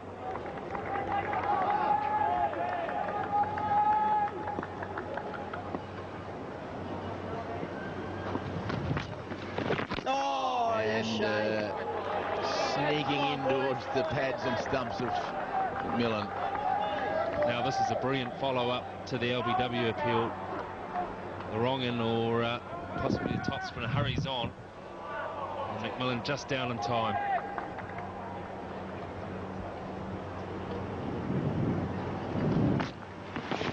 Short, and you got to make him pay, and he does. Stop the good balls and punish the bad ones. Taking every ball as it comes, Craig McMillan. He gets the whip to put it away. He made sure he's very positive at the crease. Strong through the point region.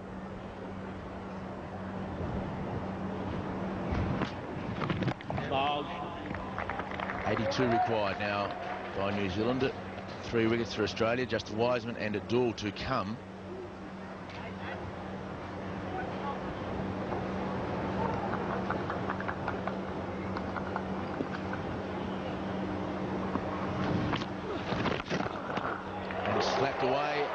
Square leg.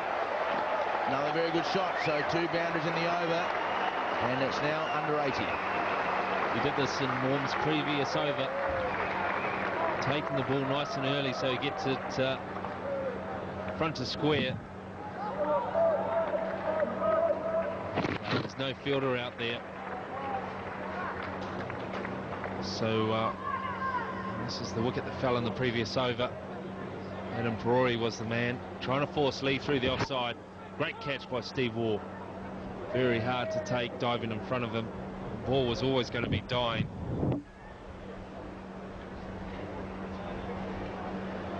Didn't really have to play that shot, Adam Perori.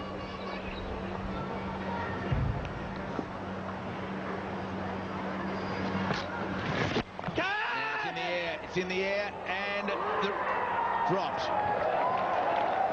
So Blewett made a lot of ground. Looks like he got both hands to it, and the record stays shared. It's 204 for 7. A bit of luck for McMillan as he goes to 78. With the last ball of Warne's over. This is a new over from Brett Lee. McMillan on strike.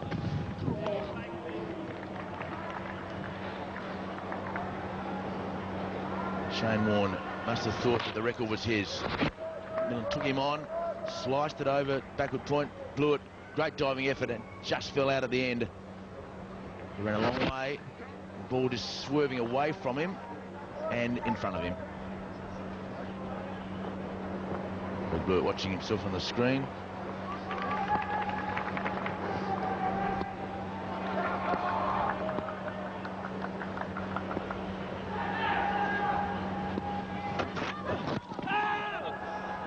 outside edge. Really not even required to think. 145 Ks from Lee. And every couple of times during his over, he's going for the LBW. Fast and swingers. Trying to hope to catch that batsman standing on the crease.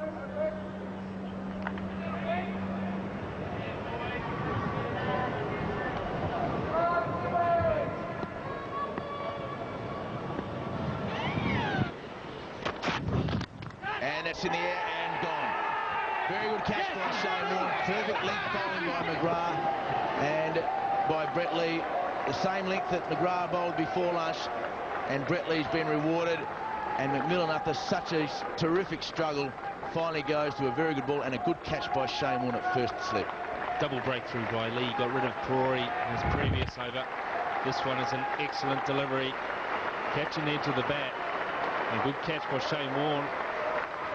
Coming in, thick edge, and went flying pretty quickly. Shane Warne down on one knee, took a very good catch. Fine inning from Craig McMillan. He's gone for 78. New Zealand 204 for 8. 9 and 10, boys, come on. And Vettori, being there for 10 minutes, yet to face a ball. Cut there, Slats. Quite capable of scoring very well down the order. 450s in 29 test matches. And Shane Warne remains on 355 test wickets because he's been taken off. And Miller comes on. Tough captaincy. Oh, boundary. Good running, Slats. Come on, boys. Duel here because of the dismissal of Craig McMillan. That was a pretty quick ball from Lee. Caught the edge. Good catch for Shane Warne. And Lee, who's done well for his captain, double breakthrough, rid of Prori in his previous over, is ecstatic. Oh, nice. You know, Steve Waugh really handles his bowlers very well. He hit Glenn McGrath on before lunch, and after lunch he gave the ball to the youngster and said, well, go for it.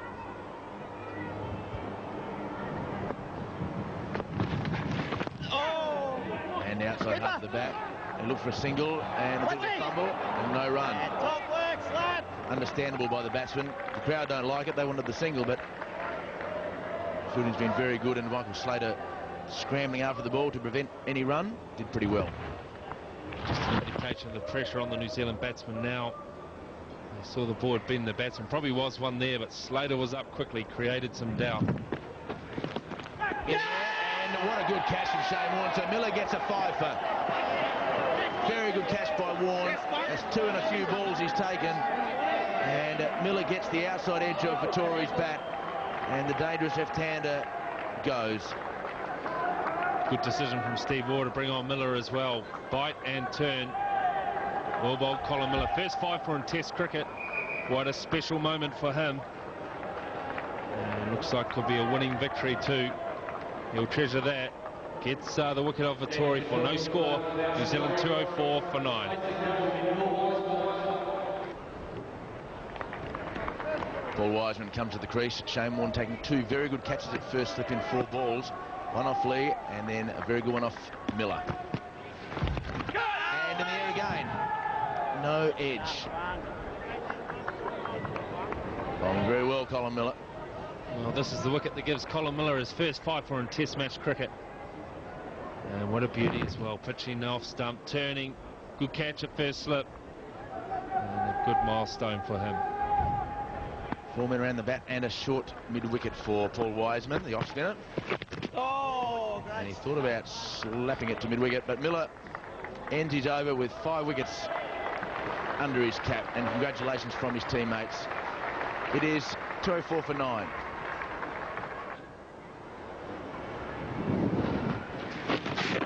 And was there some bat on it, or was it just off the leg? Very slow down there. That's the very heavy part of the ground, but even that ball has enough on it to get there. It's 210 for 9.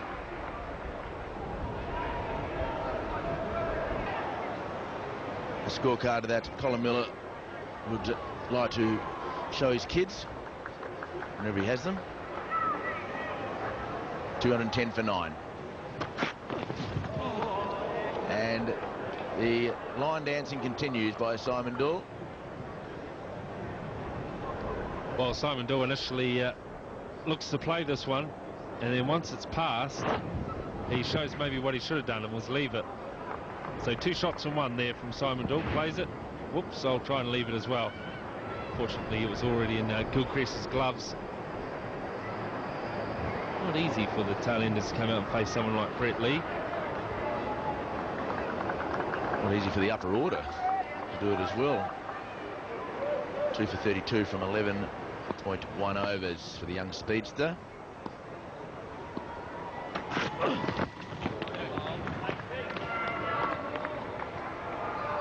Now, I wondered when this was going to happen. He hasn't bowled a short one to Simon Doull yet. Brett Lee's been very good to him.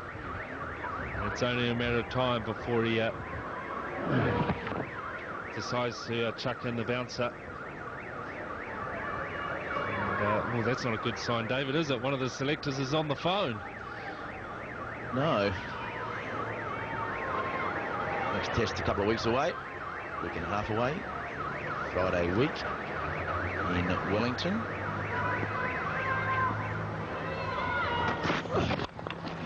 And clipped away nicely to that man who's out there.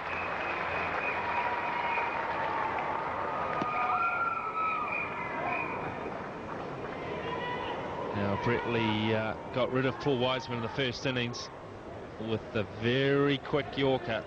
Last ball of the day. Boy, that was full and dipping in at the last moment.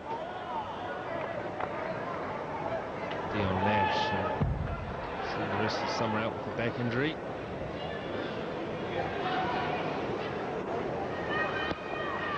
Bit of a change in the field. Steve Ward's gone to gully, and the backward square leg man has come up to next to the umpire. Lovely shot. Just the single. 69 required now. Well, Paul Wiseman knew how he went out in the first innings as well. This time he played the ball very well, quite composed. And yeah, Super 12 season started already. He managed to sidestep the way of Brett Lee.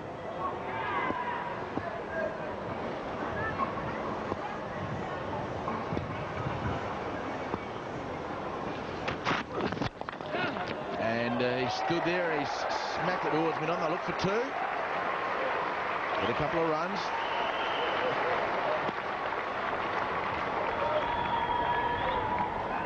Oh, interesting shot, really. I thought it was through for a moment. And at the last minute, he's trying to whip it through the square leg. Even though he doesn't look that elegant at the crease, Simon Doull, he gets good contact on the ball. 67 runs required.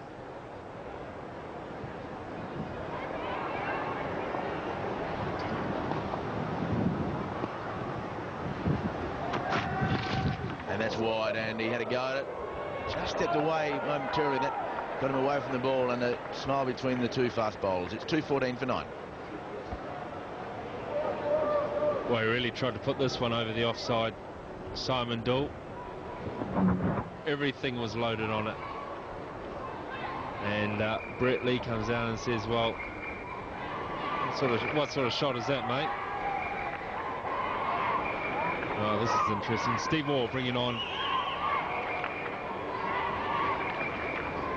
Shane Warne.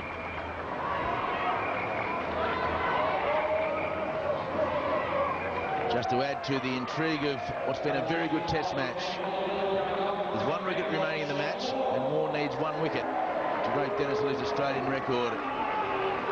We've only been talking about it since Boxing Day, and today's the Ides of March.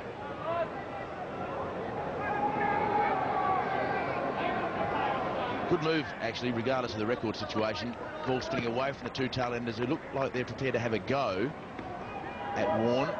Very hard for tailenders to hit balls consistently against big spinning leg breaks, particularly if they start playing against the spin. Yeah. And that's gone towards the boundary. That'll go all the way. So the loosener from Warne was dealt with properly by Wiseman. As soon as he saw it was short, Wiseman was into position. First ball dragged it down. Okay, got into good position there, Paul Wiseman, right across. Good hunk of bat on that one.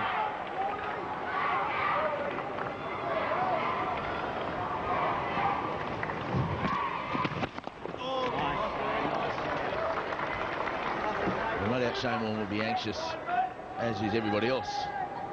This record gets broken. A bit of an anticlimax if Australia wins reasonably comfortably now and Warne doesn't get the last wicket. Work in the air, a glove, it's out, and that's the record. So Shane Warne becomes Australia's highest Test wicket taker. And he does it to win the match for Australia and continue the 8-game winning streak. A fantastic performance by a fantastic bowler. And Shane Warne wins the match for Australia and goes past the great Dennis Lillee. 356 wickets for the leg spinner from Melbourne. And what a moment for Shane Warne. Congratulations by the opposition batsman. And this is what happened. The sweep shot was played, onto the glove, and into the gloves of Adam Gilchrist. So did it hit the glove or did it hit the wrist? There's an appeal from Shane Warne, and umpire Venkat gave it out. So what a moment. Shane Warne is a champion. So Australia maintains this amazing winning streak. It now extends to 8. Shane Warne's got his family here. And no doubt he will be asked to lead the Australian team from the field. And why not? To the applause of everybody here, a standing ovation from the people here at Eden Park. And the champion leaves the field, Australia's highest ever Test wicket taker, 356 Test wickets. His first was Ravi Shastri, and his record was Paul Wiseman. So he just skips to the top of the table. We had to wait till the very last act of the game for Shane Warne to get past Dennis Lillee. Now this is what Dennis Lillee has to say immediately after Shane Warne. This is a statement issued by him. I'm very honoured to achieve the record in my time, but I'm just as pleased that a bowler and a bloke as great as Shane Warne has overtaken my record. It makes me smile that I took it from one of the greatest leg spinners, Richie Benaud, and now possibly the greatest leg spinner of them all has repeated the dose on me. Congrats, Warnie. Well done. Keep it going, and I look forward to buying you a congratulatory ale soon. Dennis Lillee. And you can bet that'll happen too. Shane Warne, the top of the tree for Australia, 356. Dennis Lillee, 355. Down to Craig McDermott. And then, of course, Glenn McGrath, 281. There it was, Richie Benaud. So when he got his 249th, Lillee went past Richie Benaud. It's always good. If you love the game of cricket, it's nice to be around and special things happen, isn't it? Yes, it is. It's been a bit of a long wait, and David Hookes mentioned that since Boxing Day that Shane Warne has been attempting to take this record over from Dennis Lillee. So it's been a long wait. March the 15th, the Ides of March have done it for him, and he picked up the last wicket with the last ball of this Test match. May have been a little lucky to pick it up, but he deserved it because over the years, since 1992, he's been truly outstanding. OK, it's been a great Test match here. Australia have won it by 62 runs. Time now to hand out the match awards, and here is the National Bank's Gavin Larson. Yeah, thanks, Smithy. It's the end of an enthralling National Bank Test match here at Eden Park. I've got with me Steve Waugh, the Australian captain. Steve, a big fight in that Test match. Yeah, a great Test match. Really tough today. I think both teams are pretty nervous, and it goes down one of the better Test matches in New Zealand, I'm sure. And would you say that's because of the conditions that you're presented with? Obviously, there's been a lot of comment about the turning nature of the wicket. How do you summarise it now? Yeah, well, it was difficult for the batsman, but I think the curator does the best with the soil he's got here, and I think he did a fair effort. It was just turned a bit, and it's a different challenge for the batsman. We weren't quite up to it in days 1 and 2, but I thought the batters played much better day 3 and 4. Do you think it's actually good for Test cricket to have to play under conditions like this every now and then? Well, it's not so good if you're captain. It's pretty nerve-wracking out there, but yeah, I think it's good for Test match cricket. You have close games occasionally, and that was a really good Test match. Had everything you wanted from a spectator's point of view, and hopefully next time a few more will turn up. And just yourself, your own game, how'd that go in this test? Oh, not so well batting-wise, but, you know, caught a couple of catches today. But it was a good team effort from all the guys. Really dug deep this morning. It was 50-50 at the start of the day, and I thought we played pretty well today. 8 consecutive test wins now. It's equalled the record for Australia. That the machine just rolls on. Yeah, it's a big day for Australian cricket. Warney breaking the record and the team equalling the record. So, you know, we had a lot to play for this test match. But full credit to New Zealand. I thought they played really well. And some interesting bowling changes there with Shane Warne today. Thought he might not get the chance there at the end. Yeah, well, we sort of had it planned that, you know, Colin Miller would bowl to the left-handers and Warney perhaps to the right-handers. Tried to mix it up and got lucky with a couple of changes there. Yeah, and he's really been a great career, hasn't it, for Shane Warne? Oh, certainly, and he really deserved that. I think he struggled this match a little bit with the record, but once he's got out of the road, I think he'll bowl much better in Tests 2 and 3. All right, Steve, congratulations, and we'll see you in Wellington. Yeah, thanks, Gavin. Cheers. Yes, it's been a tough test match for the Kiwis, but boy, they've fought really, really hard. I've got with me now Stephen Fleming, New Zealand captain. Flem, a real tough test, but you've got through it really well. Yeah, it's been a tight test right from ball one. Obviously, the nature of the wicket was there was always action, and as Steve Waugh said, from a captain's point of view, there's something always happening. So that has positive sides to it and also negative sides. Yeah, more thoughts about the pitch. You know, Steve Waugh said maybe okay for test match cricket. Your own thoughts? Well, I think it was the best surface that could be prepared with that type of grass. There's obviously been a lot of talk about the nature of the wicket, but the groundsman, I think, looking at the nature of the wicket, still has prepared a wicket as best he could with what he had, and every now and then it's good to play on. It's tough for the batters, but it's certainly entertaining cricket. Sure, and how about your own batting in this game? It was very tough. Obviously, second innings, I thought it was a pretty fair delivery, and obviously didn't make the adjustments as a number of batsmen did throughout the match. But yeah, it keeps you guessing. It'd be nice at some stage to have it batter friendly for a while. But all in all, I still felt it's an entertaining cricket match, and that's what it's about. And the batting plan today, first hour, was going to be crucial. Early loss of Chris Cairns. You know, what was your batting plan for that first hour? It was obviously still be positive and carry on the vein. We finished it 2 nights ago, which in itself lent some difficulties, having to wait all day yesterday. It was it was difficult, obviously, to go out first thing, but keep wickets in hand and just slowly and aggressively at times try and pull in the total. Steve, congratulations on the great fight. Very, very hard fought National Bank test. We'll see you in Wellington. Thanks, Kev. Cheers. In the National Bank man of the match today, it's been awarded to Daniel Vettori from New Zealand. A marvellous bowling effort throughout this test. 12 wickets. He's come in to join us, Daniel. Congratulations. We've got the award here for you. Well done, mate. Fantastic bowling on a pitch that helped you. Summarise the conditions for us. Well, obviously it turned from day one, and it was very a lot of assistance for myself and Paul Wiseman out there, and I thought we bowled reasonably well at times and made the most of the conditions. Yeah. I suppose you would have swapped a couple of wickets for a 30 not out today. I would have swapped all of them for a 30 not out. Yeah, it would have been great to finish the test match and win it, but it was very disappointing to end that way. And Dan, when you bowl on a wicket like this, it's presenting so much turn. Do you have to change your bowling strategy at all? I think maybe on this little wicket I probably had to increase my pace a little bit because it was sort of a quick turn and sitting up. So maybe just look at it like that. But that happens with every wicket. You have to look at the pace of it and change accordingly. Youngest test spinner ever to reach 100 wickets, a fantastic effort. You've done it so quickly. What's the next goal for Daniel Vettori? Well, hopefully we can go on and win this test series, or at least square it up. But yeah, that's just what I'm looking for at the moment, to play well in the next test at Wellington. Sure, and longer-term personal goals?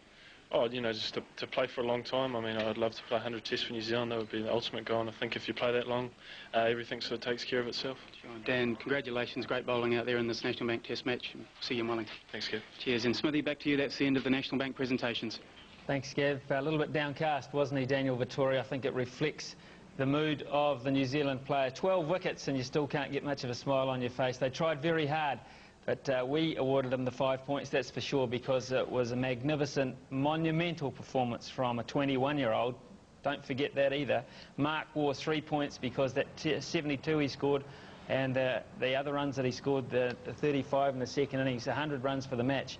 That was by far the best return for a batsman, so I think he deserves those 3 points. And Colin Miller picking up 5 wickets in this innings, and his performance to knock over the top order for New Zealand made it oh so difficult for them to get 281. They couldn't do it, so Daniel Vettori now puts a bit of pressure on Nathan Astor at the top there in the overall standings for the National Bank Cricketer of the Year. Chris Cairns 13 points, Adam Gilchrist 10, Mark Waugh 7 points with his 3. Colin Miller gets onto the table, and there's still a group of, I would imagine, 4 or 5, maybe 7 players there. 6 players, Chris Harris won't be a factor, but 6 players anyway who could still go ahead and get very close to threatening Nathan Astle, that is for sure. Now, Martin Crowe, OK, let's get into the next Test match just briefly.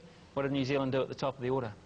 Well, they've got to make a change. I think Craig Spearman has again shown he's battling with his form. I think more of his concentration, because he's a player that looks to have good technique, but he can't sustain it in the middle. Therefore, they've got a couple of options. Either go for experience and go back to Gary Stead, or maybe even back further to Blair Pocock, who's shown pretty good form for Auckland, or look ahead to the future and to someone like James Marshall of Northern, who had a good double against Australia when Northern played them last week.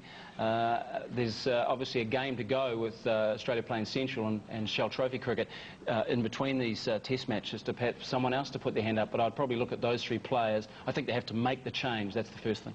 OK, well, look at the overall squad as well, and the makeup of the squad. We saw Shane O'Connor was the 12th man here. Obviously, because of the nature of the pitch, I don't think he was ever going to play. The basin reserve from time to time has tended to suit perhaps having three seamers, hasn't it? Would you suggest he would come in? Would they keep Wiseman and gamble on one less batsman? Well, I think you've got to get down and have a look at the pitch and the way it's being prepared. Certainly, you know, in your 12, you've got to have those options, and I wouldn't see Shane O'Connor coming out of the side. They'll take him to Wellington, I'm sure. Obviously, Wiseman's deserved to be there, and whether the wicket looks as though they need to you know, take two spinners, so be it. I can't see them dropping a batsman out of the, say, the top 6 to make way for all 5 bowlers. But, you know, anything can happen the next week. Of course, Australia has so much depth in their squad they've got over here. We perhaps may look to see Damien Fleming back, or even Michael Kasperowicz. We'll have to wait and see. But anyway, you can see the highlights of this day's play. Day 2, and the Black Caps discovered an early new hero. Backlash is always expected, but this time it arrived just a little later than usual. Yes.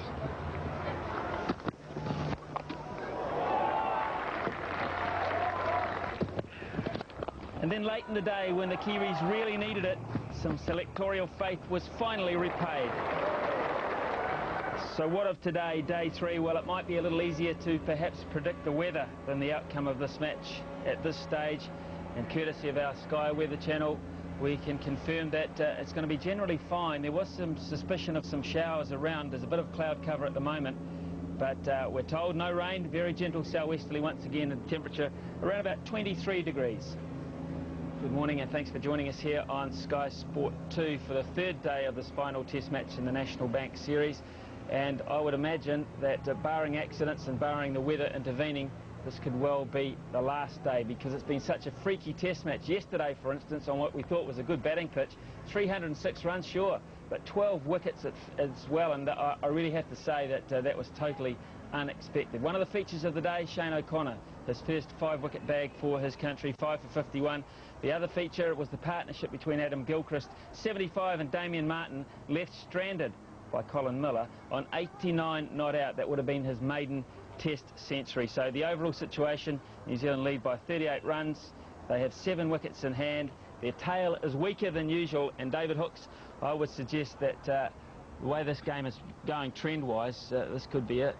Well, it could be. I think that the first session is going to tell the tale probably, and the first session on each of the first 2 days have been wickets, wickets and wickets. But I think New Zealand has to keep it very uncomplicated today. It's a pretty simple equation. Time is not a factor, of course, and I just think if we try and help the New Zealand team by suggesting what they can do, I think in the words of Winston Churchill, who was asked to speak at a university in England to over 4,000 graduates, he stood up and spoke when he was introduced as the Prime Minister of England, and he said, try, try, try.